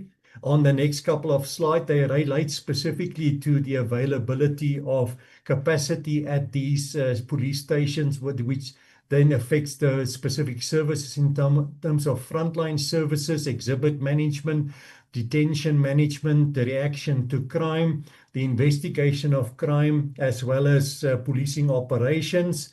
As there are also mention made of service delivery issues and the resource constraints that we indicate, as well as the measures that are implemented by the department. We've touched on the policing summit. We are currently working on the measurable outcomes to be achieved. As far as technology is concerned, on slide 92, Chairperson, we have a specific project on the top 35 station, and you will see a breakdown of the technology that will be allocated to these 35 stations. Also mentioning that we have a project running to replace redundant equipment targeting 986 devices. I just need to make a correction there. It is 979 desktops and 7 scanners. My apologies, that first one is wrong. And we will be replacing 1,319 devices annually. We have already made reference to the body-worn cameras, the remote pilot, drone pilot, remotely piloted aircraft or the drones, the CCTVs, the IPM. And capacitation, we will target 5,500 for the financial year, with focus on the detective service environment, high crime stations, rural police station detectives and the DPCI.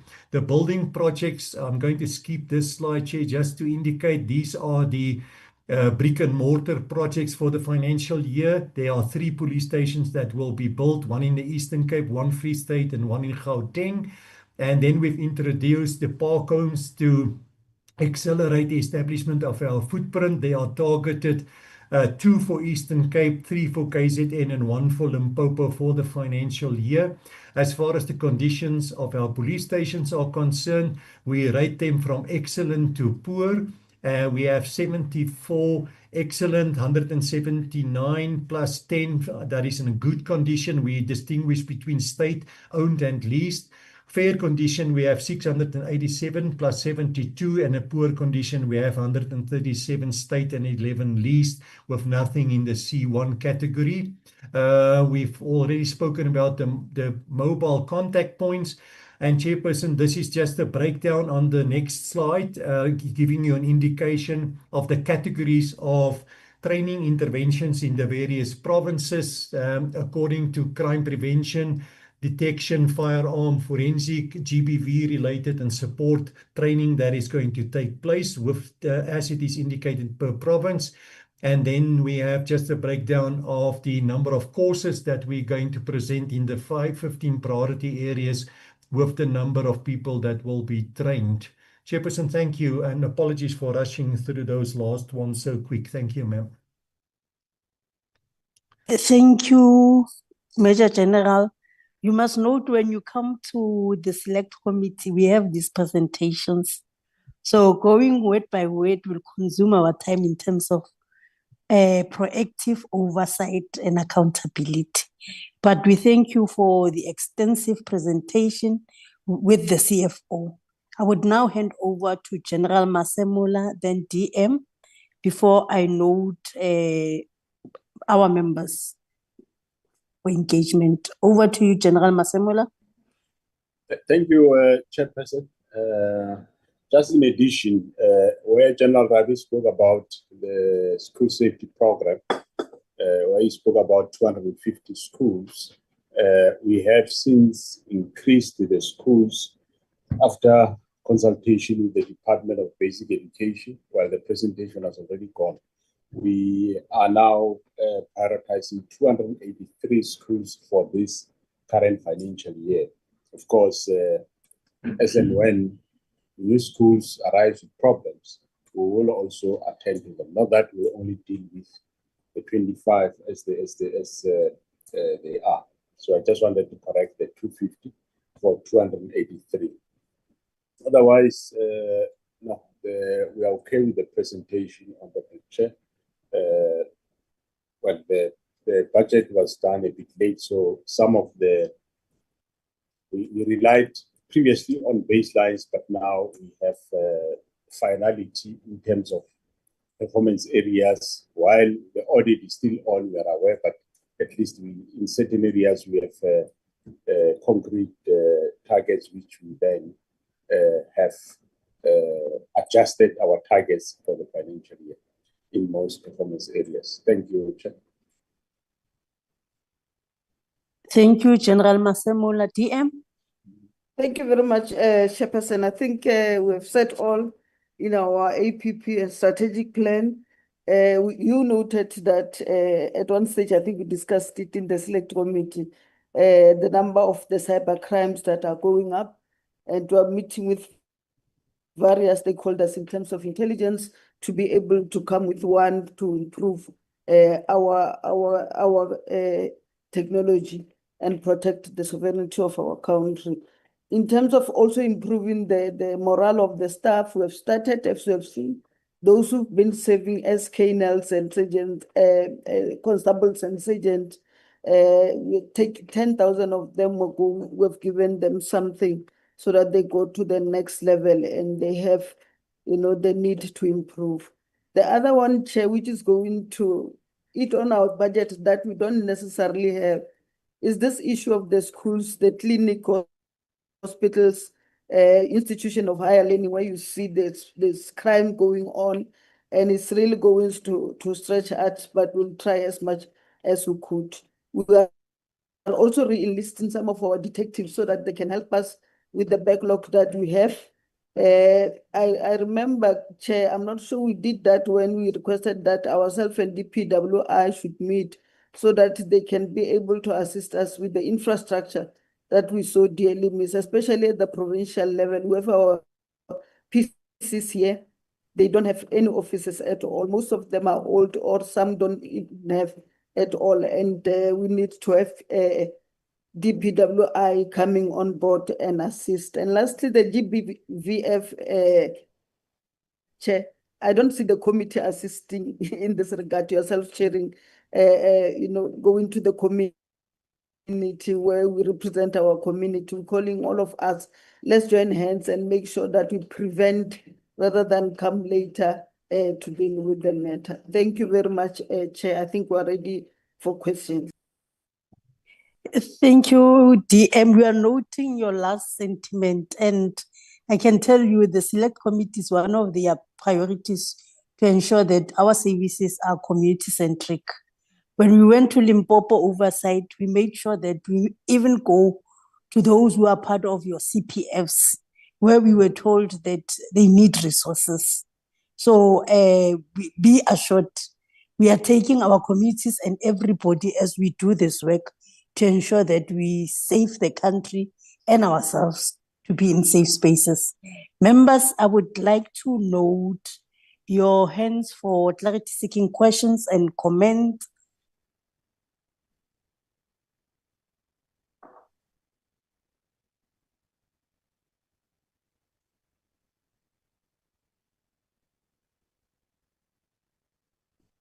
Okay, I see Honorable Gotza, Honorable Midupi, and Honorable Ofenze and Honorable Norway. Any member who has a problem with his gadget or her gadgets in terms of raising the hand? I've done, Chair, on the screen. Okay, I must assist you after this meeting. Ngeke ngikhone kule nto le, I'm done. Yeah, okay, you can blow your hand. I've seen you, Honorable Nonkonyani, Honorable Pala. I just want to check so that I don't leave anyone behind and ubone fela motho a vumbuka. Okay, so then the last one will be Honorable Nonkonyani. Honorable Gotzel, over to you. Thank you, Chair, and thank you very much to all the people from SAPS today, and a warm welcome, especially in this cold Cape Town weather, to the Deputy Minister. Chairperson, also, before I start, questions I might ask will come across obviously a bit sternly, but I just want to say that there have been a number of successes from the SAPS recently, and we want to congratulate and welcome those successes. And I think it is important also in doing this job, in going through the budget process, to acknowledge that, so that SAPS doesn't think that we're always just looking for fault. But of course, we want to make sure that they can have more successes, and therefore I have 6 questions. So the first one relates to the matter that I think is the most important, and that is the ballooning of the protection and security services. See, there's a 4.3 billion rand allocation.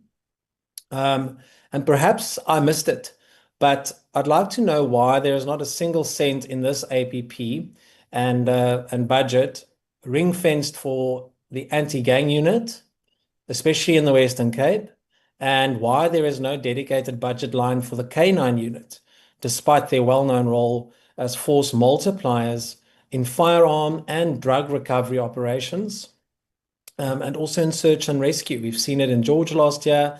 I was recently at the K9 unit in the metro here in Cape Town Metro, and they are severely under-resourced. There are so many handlers who don't have dogs, and the response from the Western Cape Police Minister was simply that we need to ask gift of the givers. Now, it's not gift of the giver's job to provide dogs to these highly qualified police officials, especially when they are, as I said, force multipliers. So I'd like to know where in the budget that is being made provision for, and to what extent can we look forward to an increase in that, and also the anti-gang unit, what is happening there? Then disciplinary processes, Chairperson. The SAPS' stated commitment to improved accountability and consequence management. I think that was on page 49. But noting that one of the few reported cases of confirmed financial loss due to procurement manipulation resulted in merely a 1-month suspension without pay.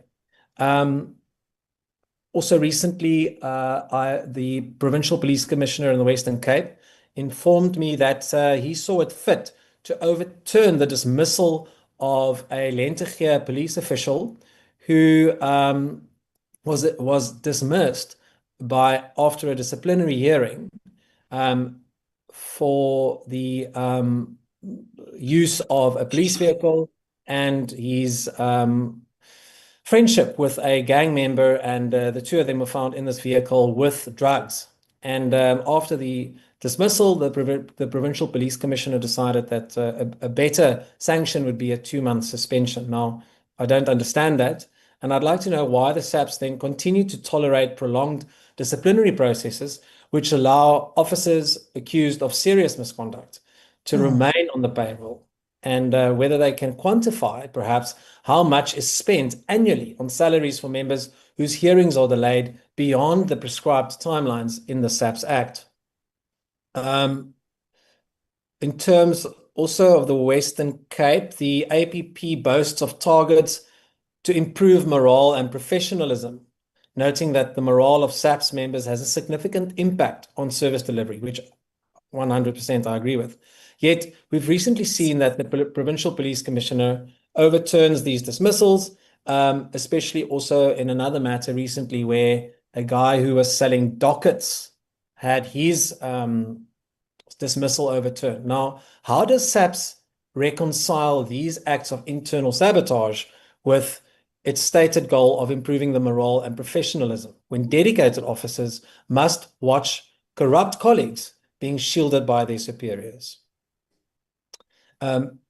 VIP protection, I made another note there in program 5 and about that 4.3 billion rand budget. Yeah, this increase occurs while frontline services remain resource strapped. Coincidentally, this budget growth follows a recent incident where the Deputy President claimed to have been shot at. He got an instant wrap up of his security detail, and I'd like to know how that is possible, especially given that there are other priorities like the gang unit in the Western Cape, like the detective services. Is this increase in this program directly linked to that incident? How does SAPS justify diverting increasing resources to VIP protection while citizens in gang-ridden areas like Hanover Park receive limited visible policing, and the anti-gang unit on the Fora farm still does not have a fixed establishment? In terms of lost firearms... As you conclude, Honorable Gotsa. Yes. In terms of lost firearms, the APP sets a target to reduce that from 572 to 515. Now, we had the same fight last year. Why is SAPS aiming so low? I mean, surely your goal should be to lose 0. And then what happens is we find these lost firearms on the Cape Flats. So I still don't understand this. We need a better explanation of why this is even so high, 515. And my last question is about, again, morale. I'd like to know what it is that is going to be done in your next year to look at what the biggest drivers of low morale and poor performance is, given specifically the fact that a Provincial Police Commissioner can simply override a dismissal. Thank you, Chair. Thank you, Koto. Let me check my next speaker, Honorable Midupi. Thank you very much, Honorable Chair. Honorable Chair, let me also greet the Deputy Minister together with the officials from the department. Chairperson, my question will be based on program 1, which is administration. And maybe let me start, Chairperson, by welcoming the new indicators and revised targets, especially the new indicator that speaks about functionality assessment model.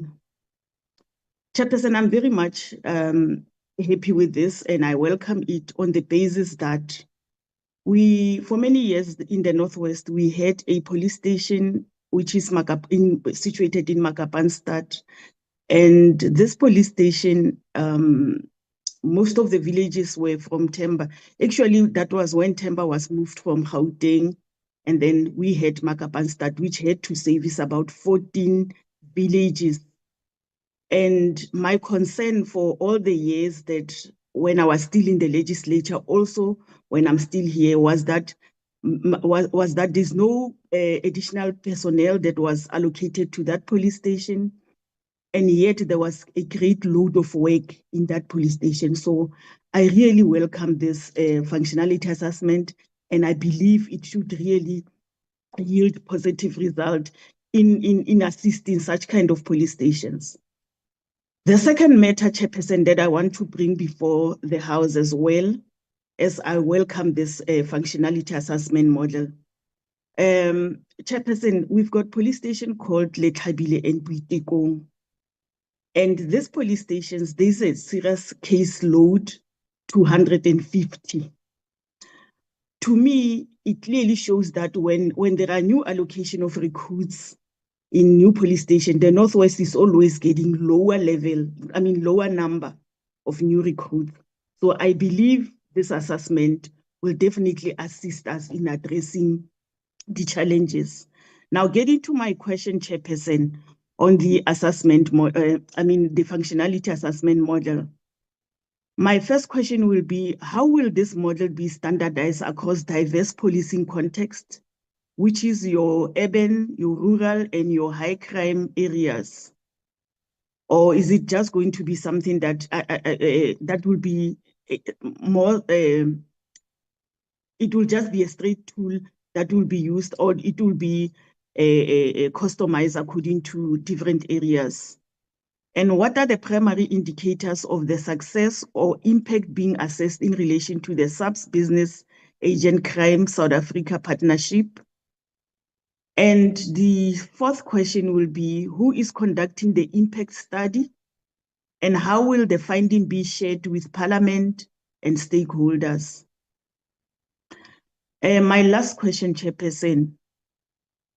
What are the key performance areas being evaluated in terms of intergovernmental cooperation? For instance, an example, it's resource sharing, joint operations, information exchange.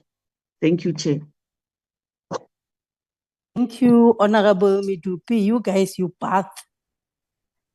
Honorable Mukai. Thank you very much, Honorable Chairperson. Can we see you, Danko? Good morning, Chair, and good morning to the DM and the officials who are here. Good morning also to my colleagues who are in the committee who are in this meeting. Thank you very much, Honorable Chairperson. Chair, mine is firstly just to welcome the presentation as well. You can really see there's a coordinated effort to deal with crime and keeping South Africans safe in the country. And with this strategic plan that is in line with the MTDP 2024-2029, there is a coordinated approach to move forward. And I think that presents an opportune platform for us as members of Parliament, in the NCOP particularly, to oversee the work of the executive and the department. And this will be our guiding tool moving forward. Chairperson, also just like to pass my word to the commissioner in the province, where I come from, Commissioner Otola and the team there.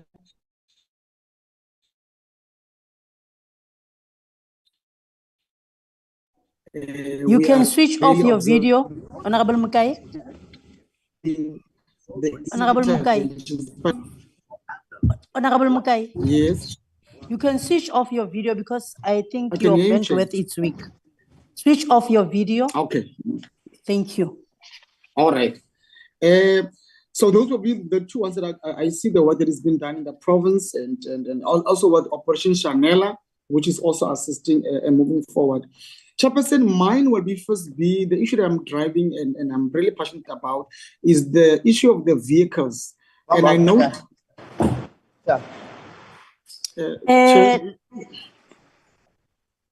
DM, can you call order on your house, please?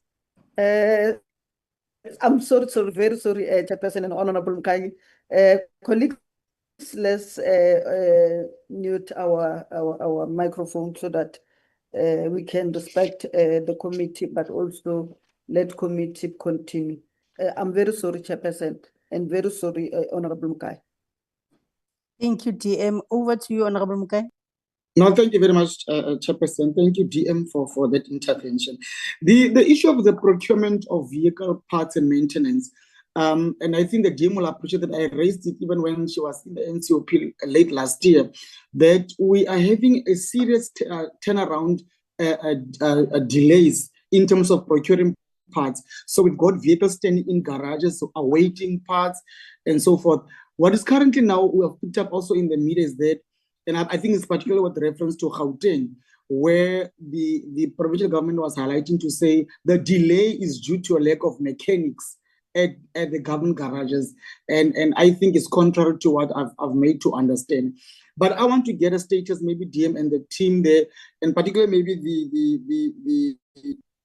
the divisional commissioner for supply chain, Commissioner Mani, in terms of what is the status to fast track this process? How do we make sure that when you procure parts, police stations don't have to wait long with vehicles standing in garages, standing on bricks at police stations, awaiting parts? I did also write questions to the Office of the Minister. I haven't received a response on that regard, but what is the system to overhaul that process, to make it quicker so the police stations are able to function? And I think we did even note in the slides that we need as much vehicles on the ground to assist us, particularly within the visible policing function. And then, Chair, the issue of the budget allocation, I noted there's an increase in program 1, sub-program ministry. The budget in the previous financial year, it jumped from 63 million to 85 million. And there is a portion where it describes to the expansion of the ministry, but I would just like to get a reflection from the CFO in terms of that jump, noting that operational line items are also being hit.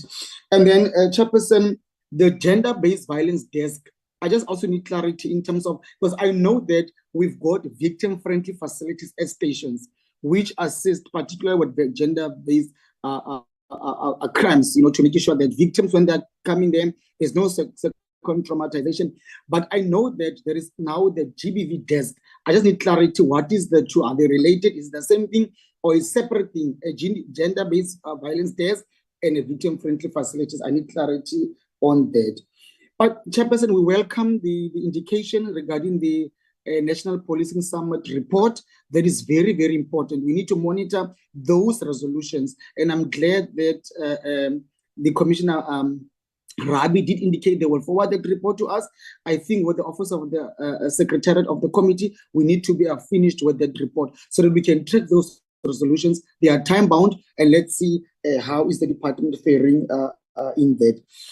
And then obviously, Chair, the issue of the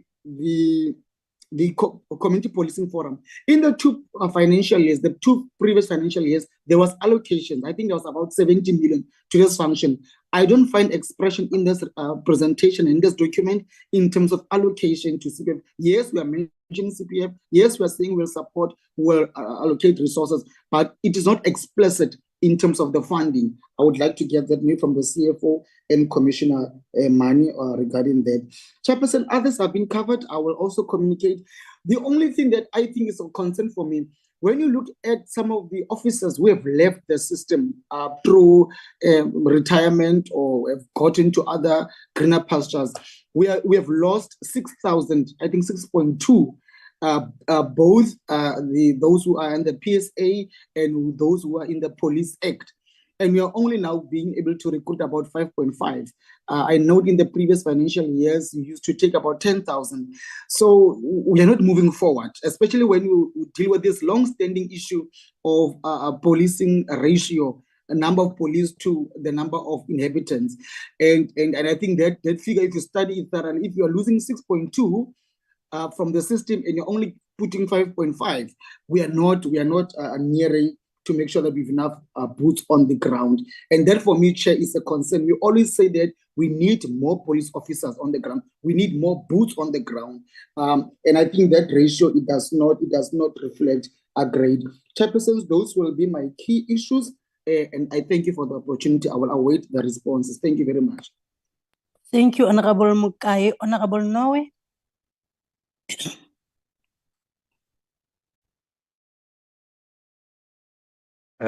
Thank you very much, Chairperson, Deputy Minister, General Masimula, and everyone else from the department component, colleagues from the committee.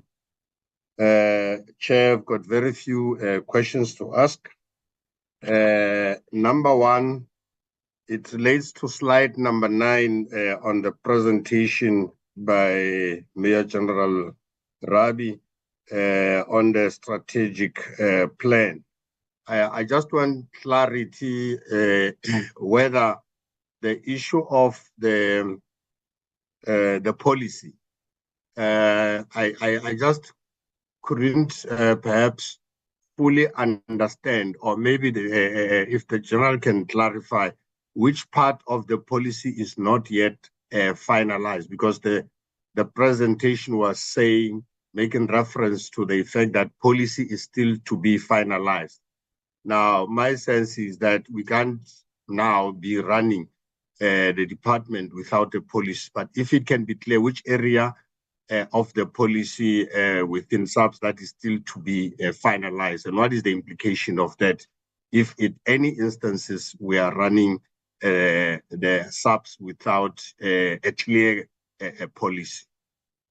And then two, during the presentation of the finances, throughout the whole presentation, unless it slipped me, Chair, I didn't hear anywhere where there was a concern or a complaint, DM, that you were not fully allocated as you expected in any area. In other words, the budget cuts, because we know as we begin to get into the year, as we conduct our oversight, or when you report back, we will always hear the cry about the budget cuts. But this time I didn't hear any concern or complaint in any programs. If there are any, maybe those needs to be somehow flagged if there are any budget cuts where you did not receive as you expected. And then, Chair, on the GBF plus, maybe it also goes to you, GBVF. Chair, just for my understanding the coordination of this program or policy. You hardly hear where the program includes the perpetrators, which are men. The focus is always on women and children. And clearly, if this program cuts across all the departments, and the only thing that we will always hear is about its escalation, but we never hear the successes of how we are succeeding in combating this scourge. My feeling is that we leave out the perpetrators quite often. So within the program of the department, is there anywhere where you will be actually focusing on the perpetrators? To an extent that, Chairperson, I was writing here and will suggest that we should say actually include men in statement that deals with GBVF as perpetrators, so that it begins to sensitize where the focus should be. And then last but one, Chair, on the training of the police officers around this very program. This I will be including it in other areas. The breakdown to provinces and districts and so on. Why I'm raising this, Chair, for the committee as and when or individually, so during our oversight work at constituency level, we should be able to relate this presentation as we conduct our oversight. We should see what was presented. For instance, if I go to my province or my district, I should be able to know that at least in the district of Thabo Mofutsanyana, so many officers have been trained around the GBVF and or a police station for that matter. So I think as we go forward, we should always be provided with a breakdown whereby we can be able to make an oversight. Lastly, Chair, unless also this one I missed it, I didn't hear, or rather I will want to hear DM, what is happening about the satellite police stations? Whether is it a program that the department has abandoned totally, or is it going to be revived? Because this links with the programs of the CPFs, whereby the satellite police stations were playing a prominent role. I have got already questions in my constituency where the satellite police station is just passed by the road, it's vandalized, it's not functional, it's closed, and people in the township there in Tabazwe, while they are complaining about a crime in the township, at the same time, the satellite police station is. I can tell you, one of our officials in the constituency office was attacked in the township, stabbed, and his belongings taken. However, it goes beyond that.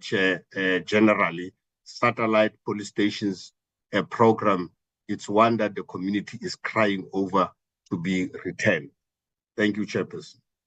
Thank you, Honorable Peter. Perpetrators, you must hold that question as well for justice and correctional services.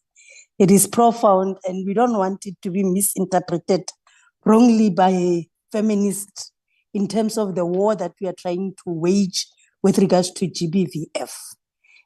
Over to you, Honorable Pala.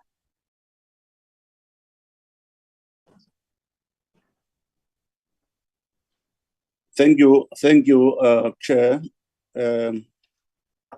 Good afternoon to the Minister and good afternoon to honorable members and the officials of SEPS.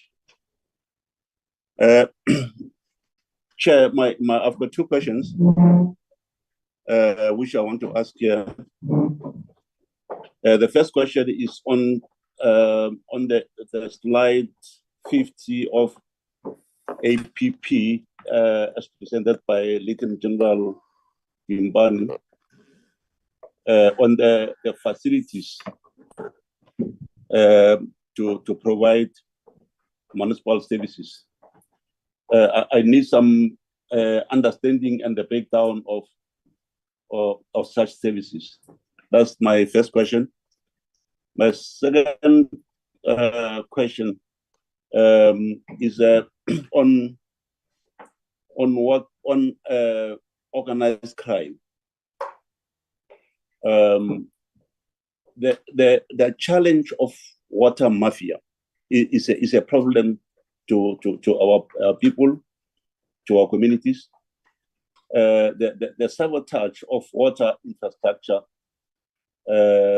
by those people who with tankers who deliberately sabotage the government the water infrastructure to ensure that to create their business for themselves.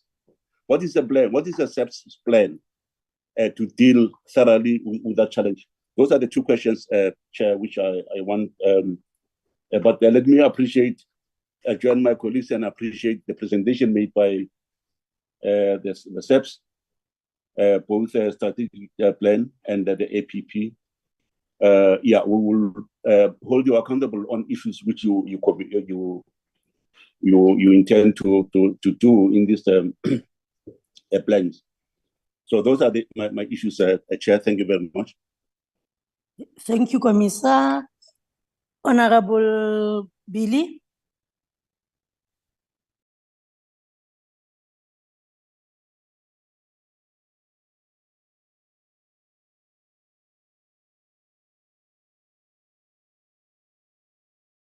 Chair, am I audible? Yes, you are, and very clear. You can continue.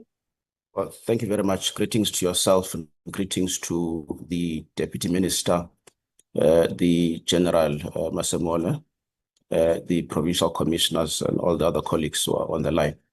I'm also going to be quite brief. Billy, you can switch off your video because most of the questions please switch off your video because now you are cutting. Thank you. Okay, is it better now? Yeah, I was saying, Yes, you are Chairperson, that better. most of the questions have been asked. Yeah, I was saying that most of the questions have been asked, so I'm going to be quite brief as well, just to emphasize on some of the issues which I've got an interest in. But before doing that, Chairperson, I want to maybe commend the decision to have the provincial commissioners as part of this meeting. I think as members of this committee, we are also representatives of provinces, and it makes a lot of sense to have provincial commissioners being part of this discussion. In fact, I would even suggest, Chairperson, at the end, that we create a strategy or a way of being introduced to provincial commissioners so that we can avoid some of the uncomfortable interactions at a provincial level. I think it would make work much easier that way. But the question that I want to maybe start with, I want to which is an issue that affects the province of KZN mostly, but also a national crisis, the issue of police killings. And I want to say that the APP that is being presented, it doesn't give a very concrete and a measurable output for the safety of our officers and the police. And I want to ask that, why does the APP fail to include, very specific measurable outcomes or even budgeted interventions to address the rising number of police killings, as I've said, particularly in my province, which is the province of KwaZulu-Natal, and if there's any, stated prioritization to this? That's the first question. The second point I want to get to, which directly links with that, the killing of police officers has got a lot to do with the interactions between the police and the criminals and the suspects. And I have constantly, asked the minister about the introduction of police body-worn cameras, which was a commitment which was made years ago. But I, through Parliament, have been able to, get the minister to commit again to this. And I want to commend the minister that I see it's now being put into the APPs. But I think there isn't any clear budget or ring-fenced budget as to how do we then intend to proceed from the 100 body-worn cameras that are being budgeted for. There's no clear strategy. There's no clear plan. There's no clear.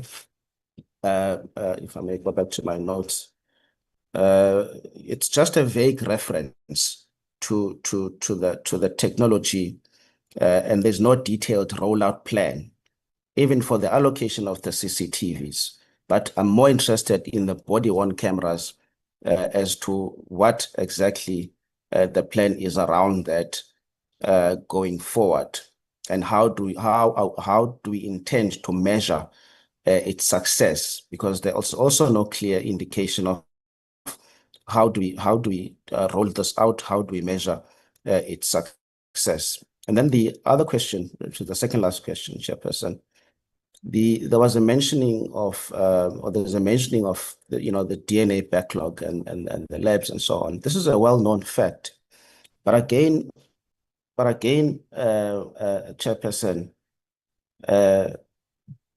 Chairperson, can you still hear me? Very clear. You can continue.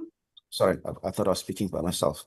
Then on the forensics, there's a known backlog, but again, why is there no specific funding increase or a backlog reduction strategy for forensic services in the APP? Because we all know the delays in the DNA processing and how much this impacts the justice, particularly in GBV and murder cases. Why isn't there a specific funding increase or backlog strategy? And the last question, Chairperson, which relates to something that, again, is very much prevalent in my province, in KZN.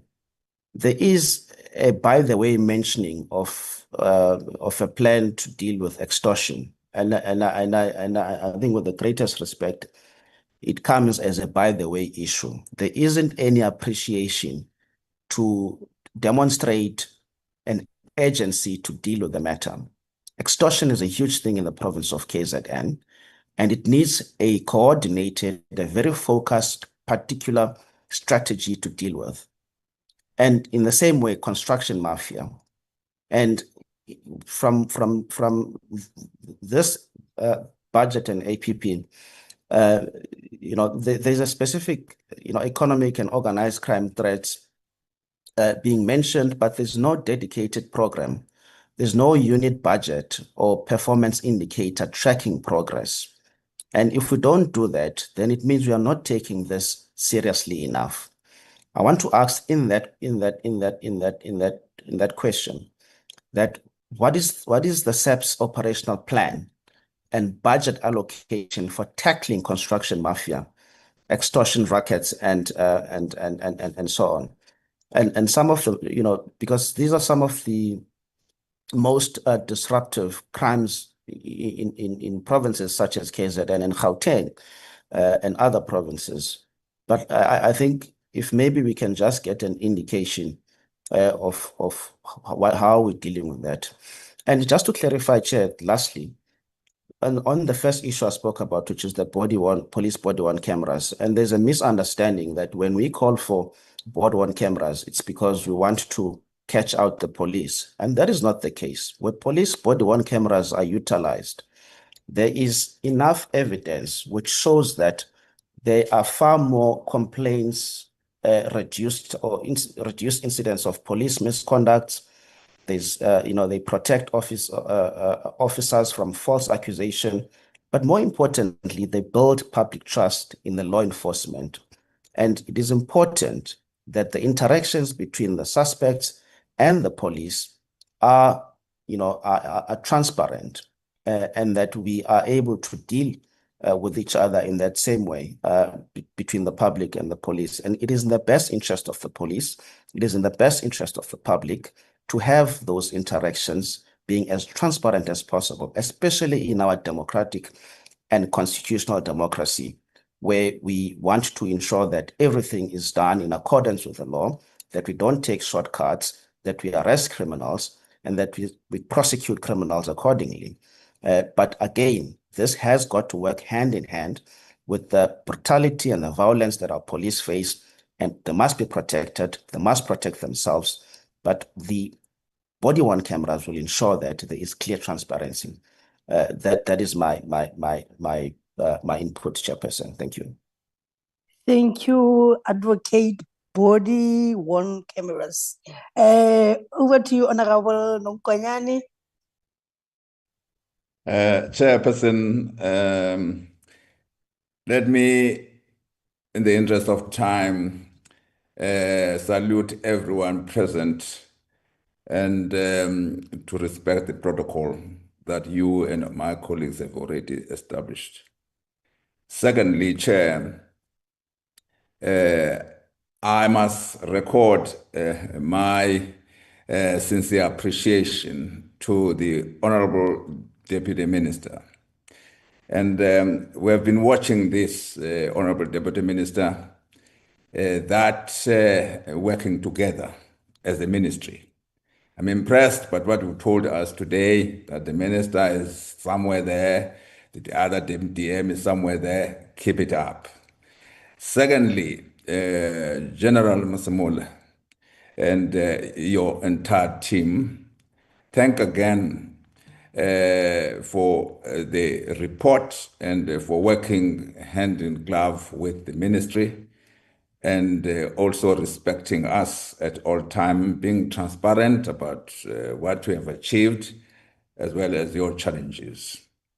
I must also record that recently you visited the province of the legends in Mthatha, where the Vice Chancellor was assassinated, and also you were part of the team, and you sent also the team with the Provincial Commissioner to help the community in the KSD, particularly in the OR Tambo, and in the entire Eastern Cape, to really rescue the people that have been victims of that flood. And now we're talking about 100 people.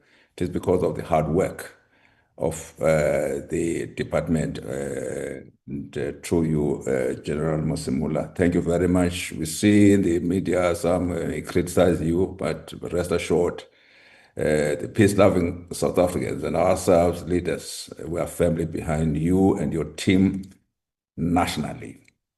Then it comes to the last point on this, on the general remarks before I pose my 5 questions, Chairperson.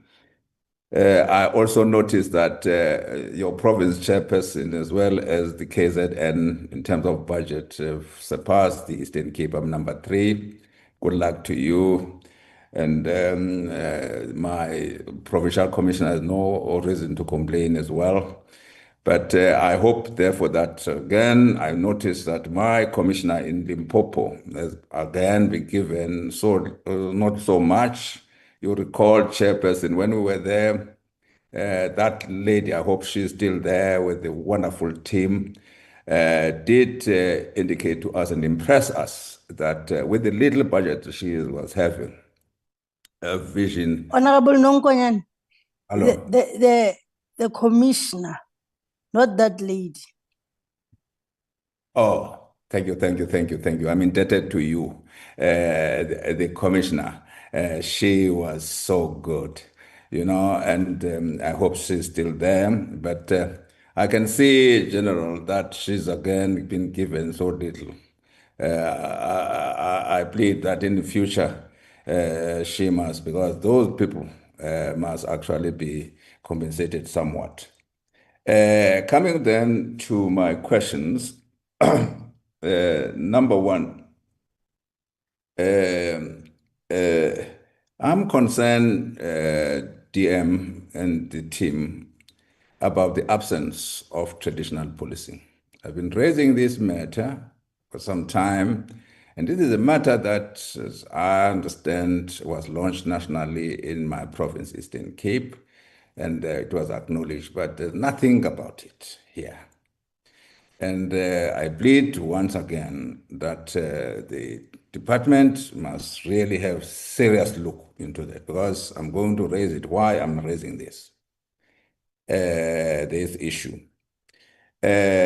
Because, for instance, in my constituency in Muza Hill, we received reports, as you know, Commissioner, many people in a cultural event were butchered some time ago. Of course, you did, and your team did what we like there. But the killing, especially family killings in traditional communities, is continuing, and this is worrisome. For instance, in my constituency, a 24-year-old killed his mother, his sister, and members of the family. As if that was not enough, in my own constituency again, a young boy stabbed to death the 42-year-old mother again, and the sister and the grandmother. And it's continuing. I can go on and on and on and on this. On this matter, we can see many things. One, the question of the drugs, the question of the taverns, the question, of course, of these foreigners having these spaza shops selling drugs to our people. This is a ticking bomb. People are going to get tired, and this thing will get out of hand. And I'm very, very happy about the rural strategy. But I would rather encourage you to do more. I think we also, as members of the communities, we will do our best to assist, because we can ill afford the criminals being in our households, being our children, being our grandchildren. The second point, Chair, what specific technology will be introduced in SAPS, and what collaboration is in place with other departments to, for instance, realize this objective to modernize the workings of SAPS in their duty to ensure the reduction of crime. That's the second question. The third one, what measures are being put in place, Commissioner, as per the presentation to increase SAP's footprint, especially in rural areas where people have to walk far distances to receive services? It is in line with what I've already said. And then thirdly, the evaluation studies mentioned in the presentation, particularly in relation to the MOUs with local and provincial government, by when will this be completed? And will the findings be shared with Parliament? The next question, how does this budget specifically— As you conclude, Honorable Nonkonyane. Yes, I control, Chair. How does this budget specifically address the gangs and gangsterism in different provinces? I'm just expatiating on Honorable Gossel's point about Western Cape. How does the budget in real way address challenges in the detective services program, Chair? And lastly, of course, on the question of the laboratories, all what we want, what plans are there, in addition to what Honorable Billy was saying, to increase the number of laboratories and the capacity within the current budget? And lastly, Chair, I want to say I'm very grateful. I can see the plans that are there in place, and we will monitor them and hope that they will be achieved, because working together with this ministry, it has been a pleasure, and we continue, and I have no doubt that we are going to all approve the budget in the near future. Thank you very much, Chair. My apology if I took 1 minute more. Thank you, Honorable Nonkonyane. I hope we all noting that we only have 30 minutes to get responses from the department. As we normally do, we would have some responses, but those that need specifics, as requested by members from Honorable Kotzel up until Honorable Nonkonyane, they would be sent to us within 14 days, as we normally do. But I want to just indicate a DM with regards to the proposal by Honorable Billy, that as the office will be writing letters to specific commissioners in our provinces, just to inform them about members in respective provinces, so that at least they know, and members will make appointment with them for meet and greet. Because as legislatures and themselves, we are a team, and we don't think that we need a third party to perhaps make us introduce one another, but would do diligence in ensuring that they know who they are working with within provinces. With regards to the complaint of Honorable Norway as well on vandalism of the satellite police station, I think Honorable Norway must submit a formal written complaint with details to the office via our secretary so that DM can get that particular report, because it is important if we want to speak about rural development and rural safety. We can't leave this issue unattended. So on my side, my question was only about the specifics as well in terms of issues of CPF's resources, on the basis that we know in all these provinces how these CPFs are incentivized. It's different. So I want to check if the department has a national uniformed approach in all the provinces that will make sure that indeed CPFs that are there are fit for purpose and doing their work.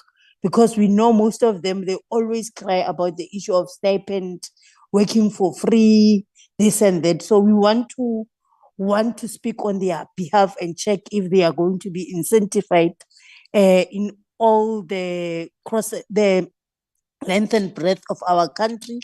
And the other issue that I wanted to ask on, it's the strategy with regards to dealing with factionalism and tribalism tendencies in the department, because I can tell you, DM, you can see this thing at Umtata, Eastern Cape, that there's something that is happening there based on the fact that people there, they know each other and they have made cliques and so on. So I want to check if on your side as the department, you have made stride to ensure that there's radical strategy to deal with that, because people have normalized the abnormalities of killing one another and as well conducting crime as law enforcers. So if you can indicate with regards to that issue, I'm very happy about the issue of lifestyle audits. And we hope that as we continue monitoring your APPs, we'll be getting good outcomes with regards to this particular issue.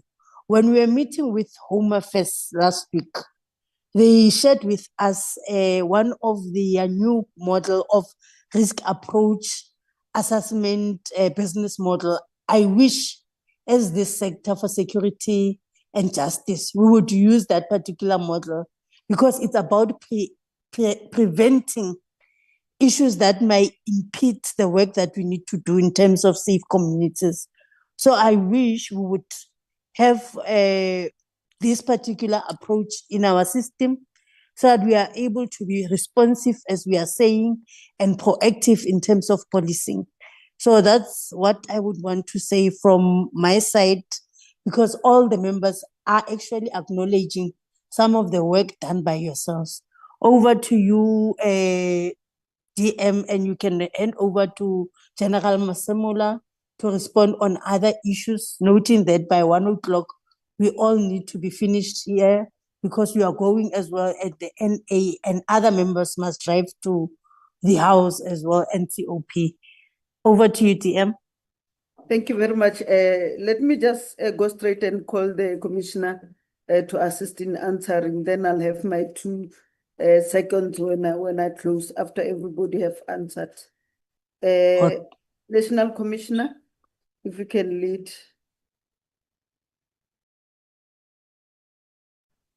Thank you very much, Chairperson and members and DM. Yeah, we'll try our best to be quite quick. Chairperson, the increase of the budget of protection and security services environment is related also to the increase in the cabinet. Actually, we have a shortage of warm bodies in that environment. So much so that those that we have to use them on overtime to complement in certain areas. The same thing can be said on the question of, I think there was a question around by Honorable Mokai around the increase from 63 to 85 million on the Ministry of Police.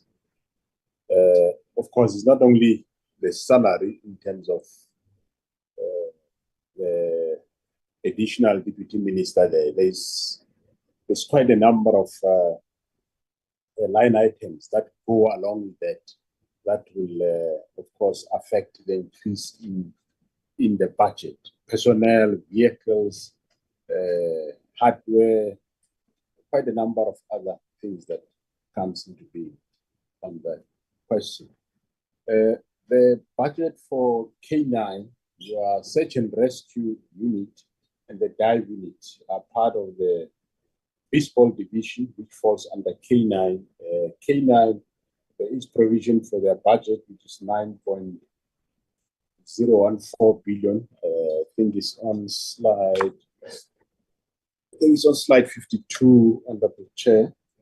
The anti-gang is a breakdown, it's within the crime prevention, but just to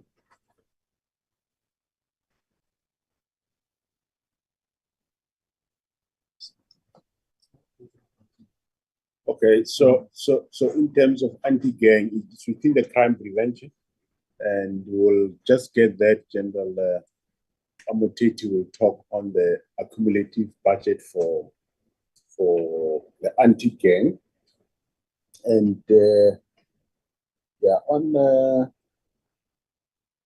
I'll get the provincial commissioner to talk to the variation of sanctions in terms of what Honorable Marcel will speak about.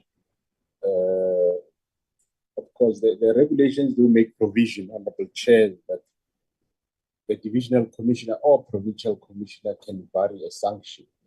Every case is decided on its own merit. It depends on what one finds.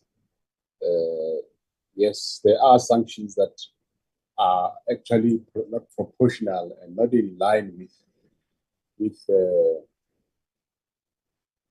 misconduct that has been committed. So we are rectifying that by amending the regulations and have trial units that will be dealing with all these matters consistently. So, and but while at the same time, the matter of variation, I think the PC will explain, because that depends on the facts that one gets.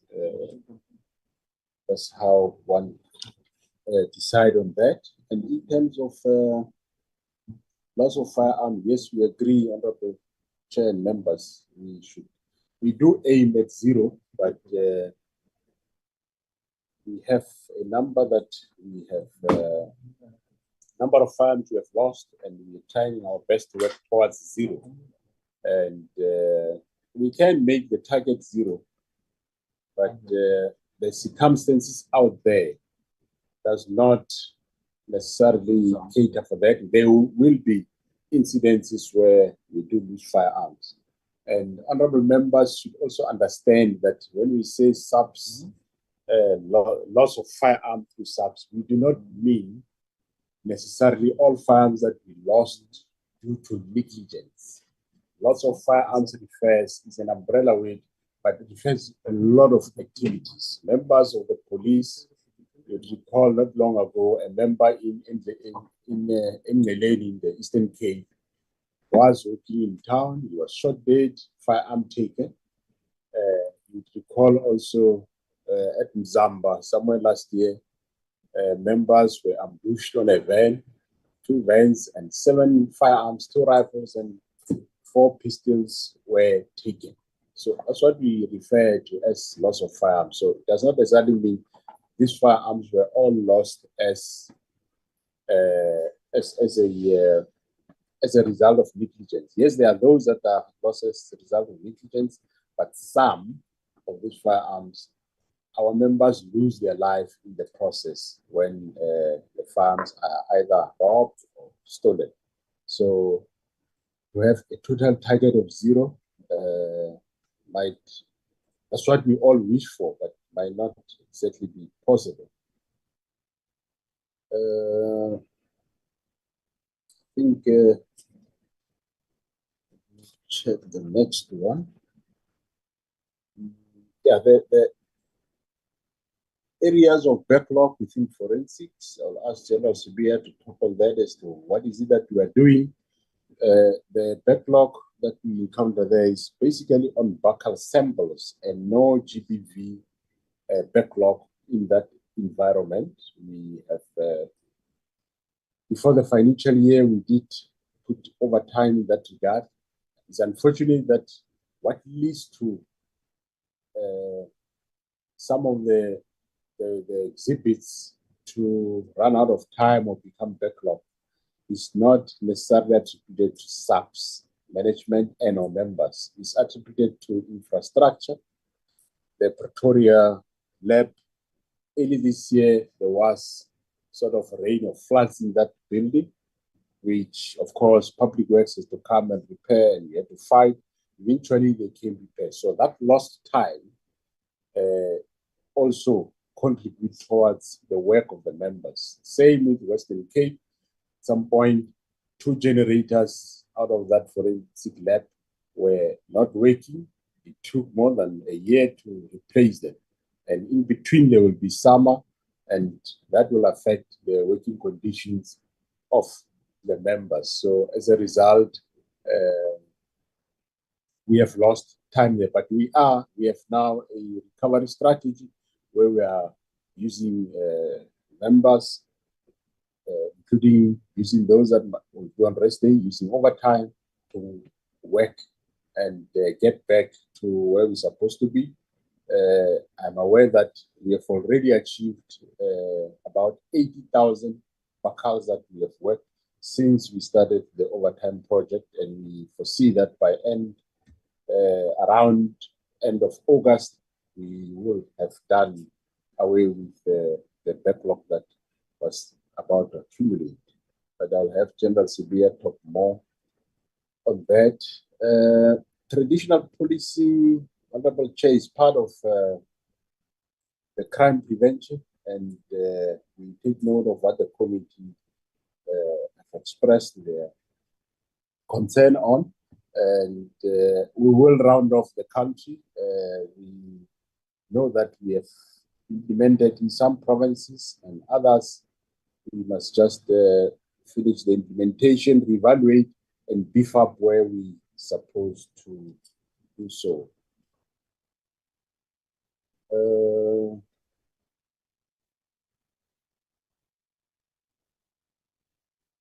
Yeah, in terms of detective works and forensic, I will allow General Sibia on that. CPF, I'll allow General Mamuteti, and yeah, I think let me hold it there and just allow my colleagues to add on. I'll start with General Sibia, followed by General the CFO, and then General Patigili in that line. Permission granted. Thanks, Honorable Chair. General Sibia. Thank you very much, Chairperson, Deputy Minister, members of the committee. May I have permission to switch off my video, Chair? Yes, please. Thank you very much, Chair. In relation to forensic backlog, I must indicate that so far we have 140,000 backlog on backup. But what we have done in order to address the backlog, we have injected the overtime in making sure that it is being attended to. And we've also, the National Commissioner also pronounced on the 13th of June that an additional 675 personnel will be allocated and deployed to local criminal, to the forensics as well, to expedite evidence collection and making sure that the laboratory processes the evidence speedily. There are numerous interventions put in place to manage processing of exhibits and the delay in providing provision of results. So the National Prosecuting Authority also, we also have a project with the National Prosecuting Authority known as the National Technical Intersectoral Committee for the Management of Sexual Offences Matters, and focusing on court-bound cases, convening on a quarterly basis. So we have National Forensic Pathology Service also committee comprising of SAPS department and health, National Health Laboratory Services, and NPA and non-governmental organization focusing on unidentified human remains for burial. So all in all, we also have Pretoria embarking on private partnership with CSIR to capacitate production efficiency of the laboratory. And then in KZN, it is also expected to occupy alternative facility by the end of October 2025. And to date, we have injected overtime, and so far we have 60,000 entries of Bakal have been processed. So that is how we're dealing with the backlog, National Commissioner. And in relation to the capacitation of the detectives, we do have, Chair, the re-enlistment of 200 re-enlistment to capacity the detective environment.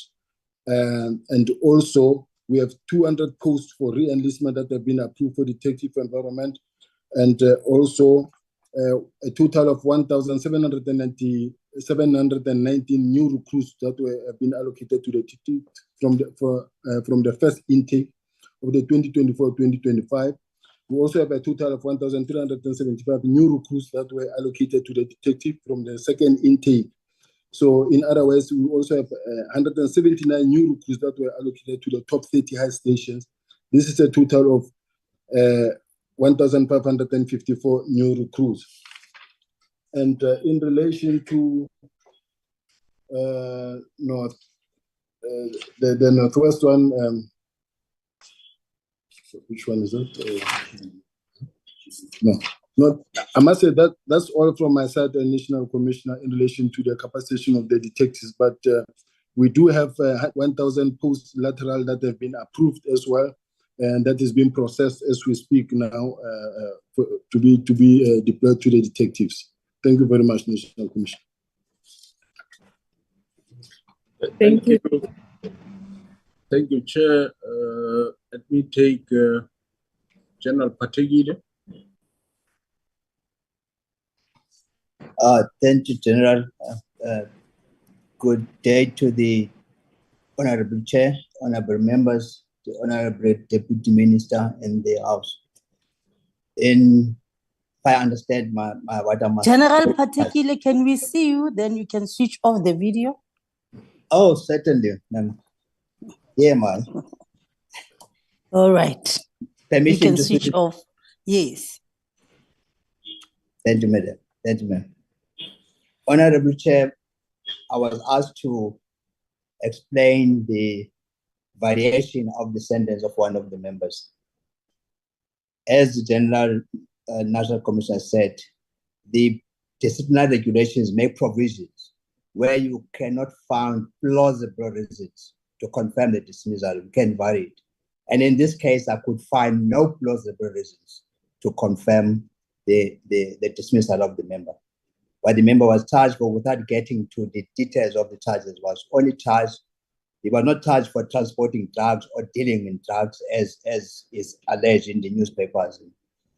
Was charged for defeating the ends of justice, which in any event that case was declined to prosecute.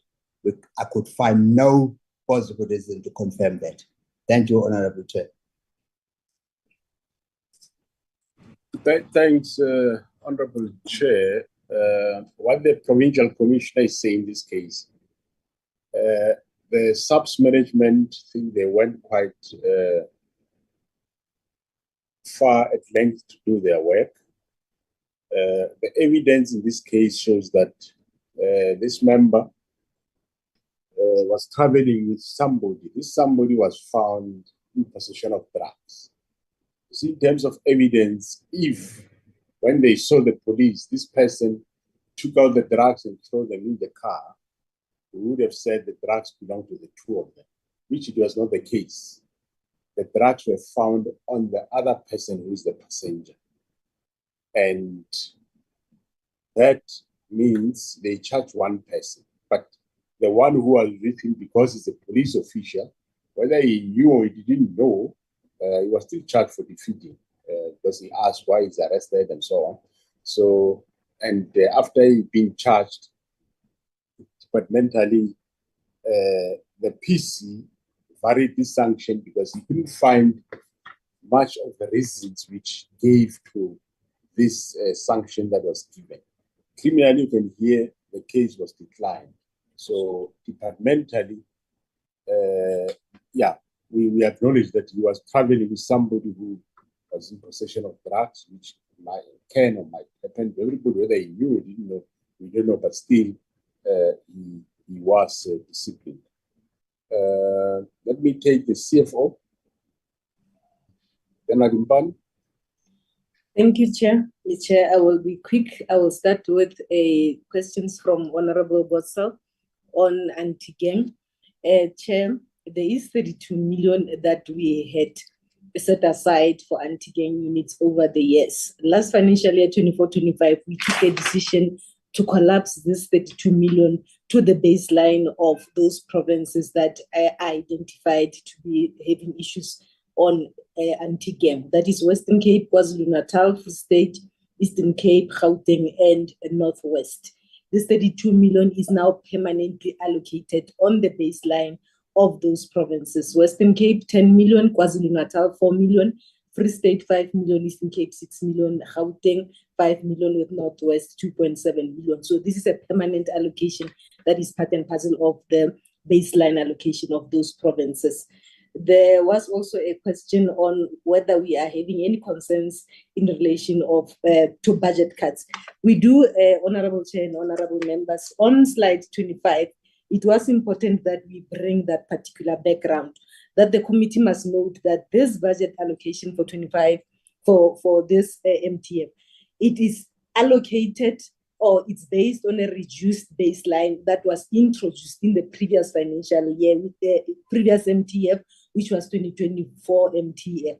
To this end, Chair, for this financial year, we are starting this financial year with a minus 2.9 billion, which was already introduced in that previous financial year operational funding. So we have minus 2.9 billion on operational funding.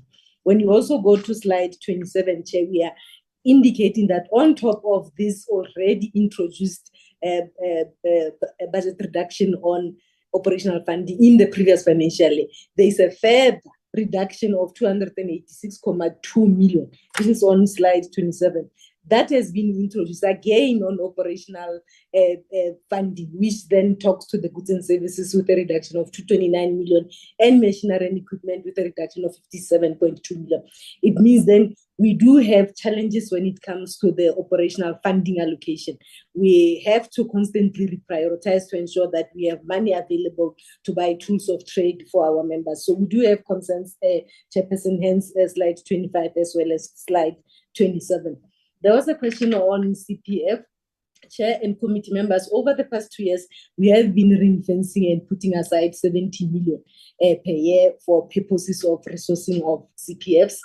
This amount is shared amongst the 9 provinces. The provincial commissioners had embarked on a process to ensure that those resources are procured with an instruction or an indication from fiscal policy in terms of what are the resources that could be procured. So as and when the members make rounds in provinces, I believe the provincial commissioners could then indicate what are the resources that they have over the past 2 years procured to ensure that they resource CPFs. For this year, we have ring-fenced 28 million, and it is our view that this 28 million is there to then still assist those provinces that still requires to finalize the issues that surrounds the capacitation or the resourcing of the CPFs in this particular regard. There was a question on municipal services. What is it that we are paying there? This is as per slide 51 on program 2. We are indicating that that sub-program facilities is allocated 5.2 billion. This includes a 1.6 billion that is dedicated to municipal services. Municipal services, it's amounts that we pay for electricity, water, and we pay to public works because public works and refuse, they handle this on our behalf. There are questions, Chair. The budget is not talking to the capacitation of the detectives. Chair, we have made sufficient provision for issues surrounding the detectives. You'll note that in terms of recruitment, we are focusing larger numbers in terms of personnel, recruitment, reenlistment. So money has been set aside for such to ensure that we strengthen our detective capacity. There are also allowances that we have introduced to ensure that we boost the morale of the detectives. Issues of forensic services. This is an environment that is also resulting under Program 3 to ensure that then the detection is improved and all the challenges are dealt with in this regard. There was a specific question on the body-worn cameras. Chair, I must just indicate that we have finalized the distribution of this budget, 2 units, two provinces. The only allocation that is still left is for the police stations to be finalized. To this end, we have dedicated an amount to our IT environment for the purposes of body-worn cameras and dash cams to an amount of 14 million. Those are other amounts that we may not have included here, but they are included on the letters that went to the different units for the purposes of those priorities that we have flagged there. FSL has been allocated a substantial amount on overtime precisely to assist and support that environment to deal with issues of backlogs. 89 million is set aside for overtime only for forensic services, and we believe that this is sufficient to assist us then to deal with the issues that are surrounding challenges on backlogs in this particular space. Those are the specific ones that I wanted to touch on, Chair. The issue of the ministry, National Commissioner has touched on it. The functionality of the garages with the National Commissioner's permission, perhaps supply chain could talk on that. Thank you, Chair. Thanks, Honorable Chair. Just to go back on the matter around, I think it was asked by Honorable Mangunyane on how does this budget address challenges in the detectives? The CFO did allude to it. We are introducing a detective allowance with a view to attract more members as detectives because we do have shortages in that environment. We will be introducing a 1,000 rand allowance this current financial year. And also to increase the numbers in this environment, we are allocating 4,000 members from entry level to various directorates of the detectives. This 4,000 is allocated in this fashion.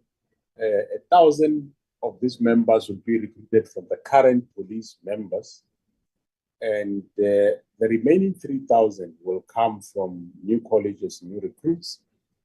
1,005 of the 3,000 is recruited from those that arrived last year in December that are doing workplace skills on the job training at stations. They are finishing end of this June, and immediately they'll report wherever they've been sent to various specialist units of the detectives, and thereafter they'll go for detective training and then fill up those posts.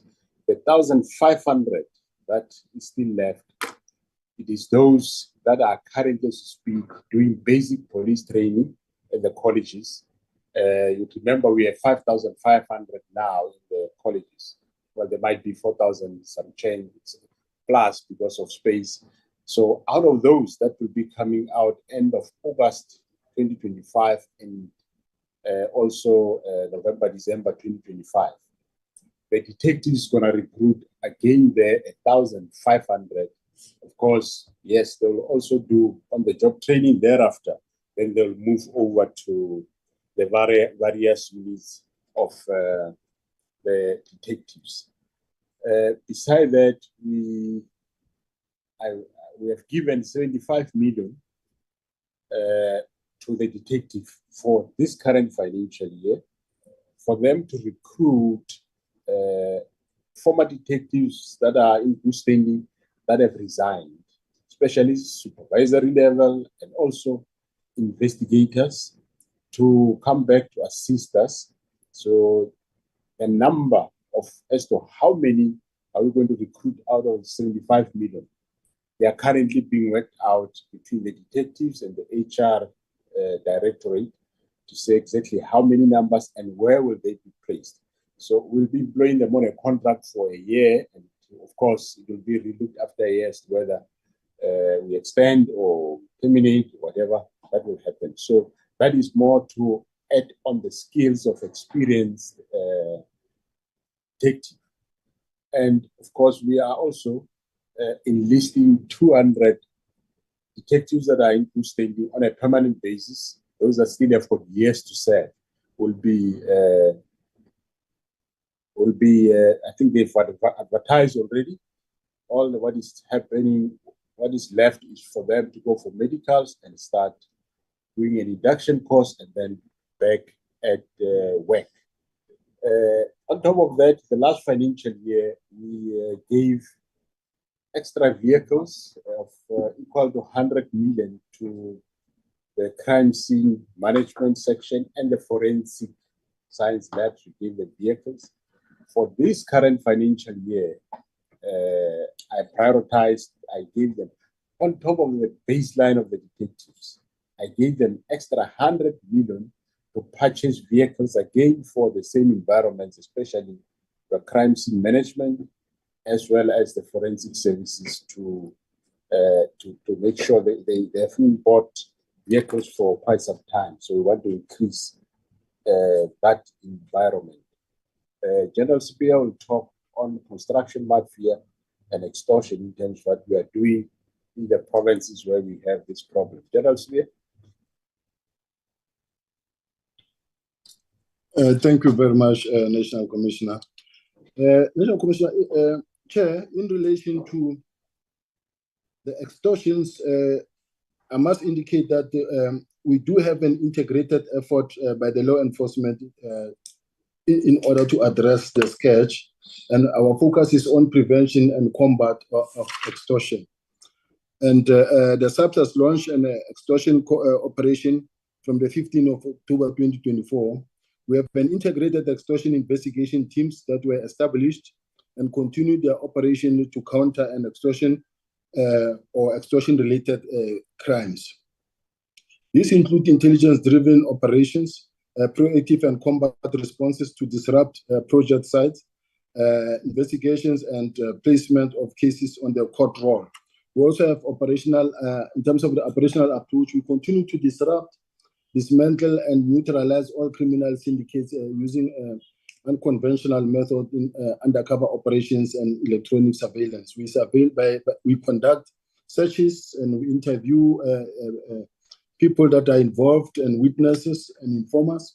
We also interrogate and we collect and in terms of preserving the evidence for court. Now, the current interventions also, we have also launched what we call Operation Silapa. This is a national multidisciplinary deployment based on the 5-pillar approach. And this is what we use to fight the scourge of extortions. The deployment of crime intelligence and detective and combat units are the ones that have been deployed there. We also, in terms of case management, I must indicate that between the period of the 1st of April 2024 to the 31st of March 2025, we have 2,527 incidents that were reported that led to the opening of case dockets, and 1,060 people were arrested. Of these 2,437 cases, 1,163 have been finalized through non-prosecution. In other words, 494 cases were withdrawn before court by the complainant, 836 were closed as undetected, and 34 were closed as unfounded by the SAPS. 1,799 cases are pending investigation to enable a decision to be made regarding the viability of the prosecution of the case. And 30 cases have been finalized as with a guilty verdict, with 36 persons convicted and 10 cases as not guilty. We've got, lastly, 739 cases that are on the court roll. This is in relation to the extortions. Now, in relation to the question that says you hardly hear where the focus includes men, and we never hear of any successes, I must indicate, Chair, that we have 376 cases where victims are reported are males. during the 2024-2025 financial year. And in this period, we arrested 149 people and we convicted 15 so far. So males are also being attended to. That's so far what I'm asked to report to Chairperson. Thank you very much. Thanks, Honorable Chair. General Mamuteti, is there anything in addition you'd like to add? General Mamuteti. Thank you very much, National Commissioner, Chairperson, the members of the committee and the leadership, including the Deputy Minister. The only thing that I want to add is around the stipend of the CPFs. Just to indicate that the CPFs are established in terms of the South African Police Interim Regulation, Regulation 5, subsection 1. And in that, it is a voluntary services where we don't provide or we don't pay a stipend for the CPFs. As the general CFO has indicated, we are allocating money for the resources, but not for the stipend. We are aware that in the provinces, there are some CPFs that are being paid the stipend. We have not provided the guidelines because it's not within our mandate, but the Civilian Secretariat is currently attending to it in terms of the amendment. That's so far how we can be able to handle the issues of the stipend. And then the difference between the gender-based desks and the VFRs, in short, the desks are the coordinating structure, which is consisting of internal expertise to assist with a quick response and to enhance service delivery to the victims of gender-based violence and femicide victims. But then when we're talking about the VFRs, we are talking about a physical structure in a form of an office or a building where the people or the victims of gender-based violence and femicide are being attended to in terms of ensuring that there is privacy and the environment is friendly for them to be able to give us the statement that is required. That is insofar as I want to indicate. But maybe lastly, to talk about the police killings, that we have a police safety plan, which has focus areas that talks to the safety of members, including the buildings thereof. And in that, we also have the committees that are sitting at all levels to monitor the implementation and as well as assessing the impact thereof for us to be able to ensure that we deal with the issues of the safety of our members in this regard. Thank you very much, and I think I've covered everything. Thanks, General. Thanks, Chairperson. Thank you, General Masemula. Can we now hand over to the DM? And please note, with those specifics and details that you have given, we'll give you a permission as well to submit within 14 days, because you have actually given us more on what we actually needed for clarity. And Honorable Mukaye, when he will be doing his oversight, he will see the difference between the desk and as well the victim empowerment structure. Over to you, DM. Okay, please respond to the issue of 3 acting provincial commissioners. Maybe let me do the two parts. The first part is saying that it's not that we have, you know better, you know how the budget system works, and tomorrow, we're still going to do that. So as subs, we have had cut every year for the last 10 years, so we don't have money. What we are trying to bring here is that we are not coming here as crying babies, talking to people who are converted and know how budget system work and whatever. We would want to buy the technology, like the social media one, which was recommended by the commission looking at the July 2021 unrest, that we need the social media equipment so that we understand what is going on. It's about 190 million, and we would need that money to do that. So the budget issue and whatever, for sure you have seen, we are not coming here to cry, but what we have is never enough. Also, I think it's Comrade Billy who said we should be able to introduce our PC so that they know them. I'm going to ask them just to open their cameras, so, as I call their name, so that they can just agree to. We have the Provincial Commissioner of Free State, Lieutenant Mutonyani. Just wave. Open the camera. Mam Mutonyani. Okay, and they're too dark. But it's our PC in Free State. Can you see? And yeah, I think it's better. Thank you very much. For Gauteng, we have General Mtombeni. Thank you. Thank you very much. While General. you're doing thank And then, you, we cannot see them on our side. all right.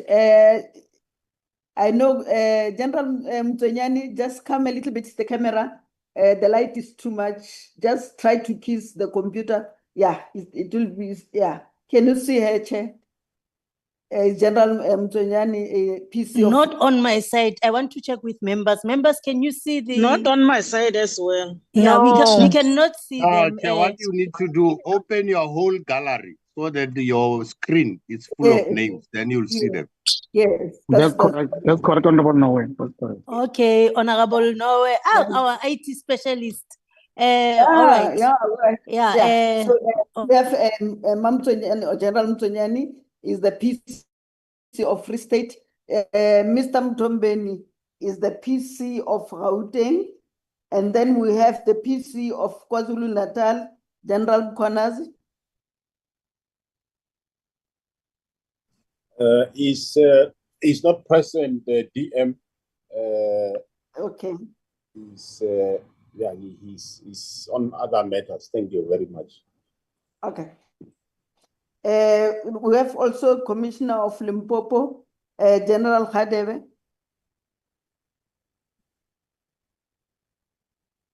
Is she in? Yes, that's General Khadebe, the PC of Limpopo. The PC of Northern Cape, General Otola.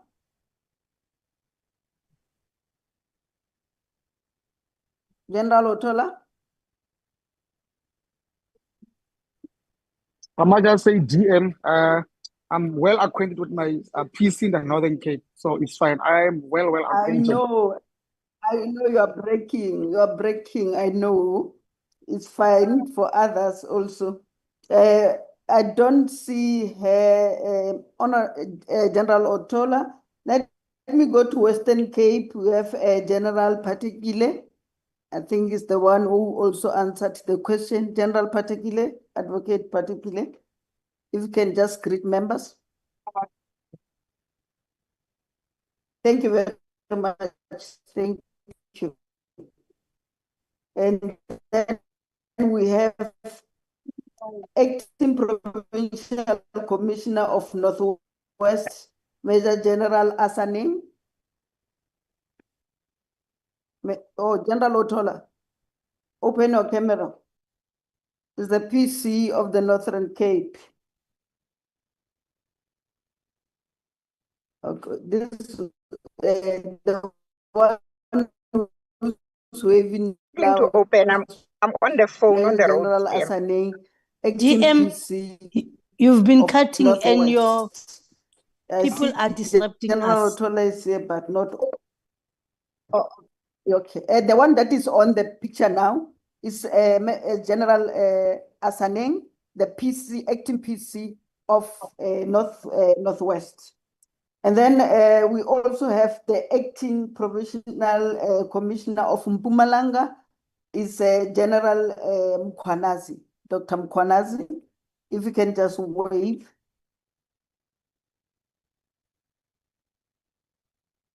Is it waving? Where's the face, General Mkhwanazi? We are seeing the ceiling.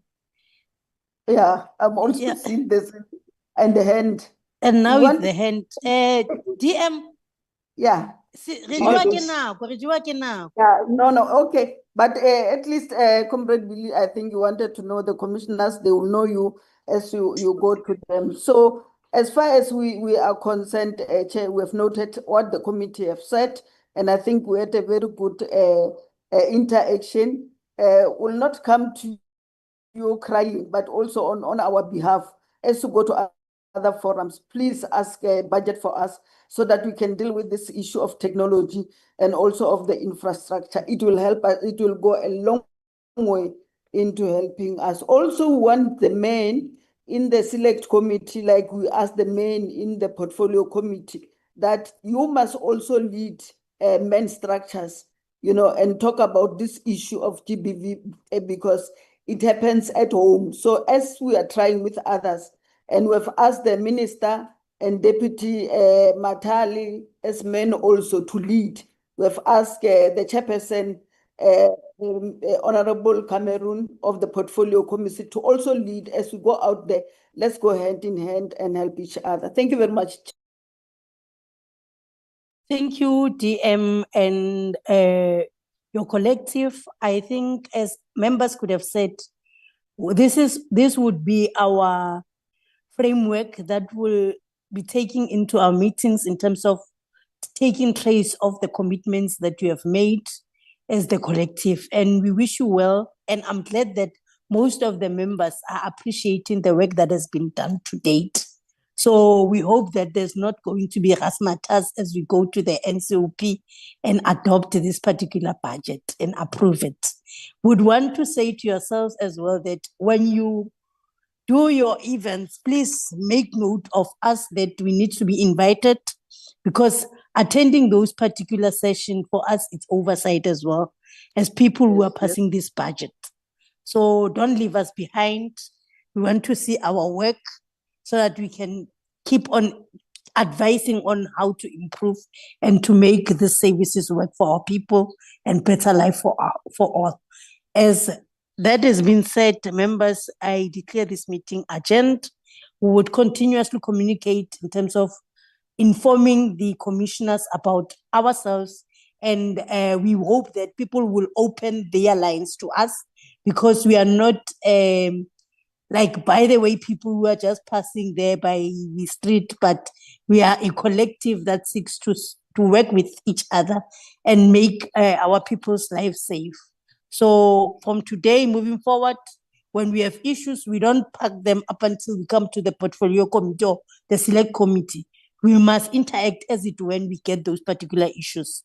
Honorable Pitso, your issue must get to the minister's office today with regards to that satellite police station that is vandalized.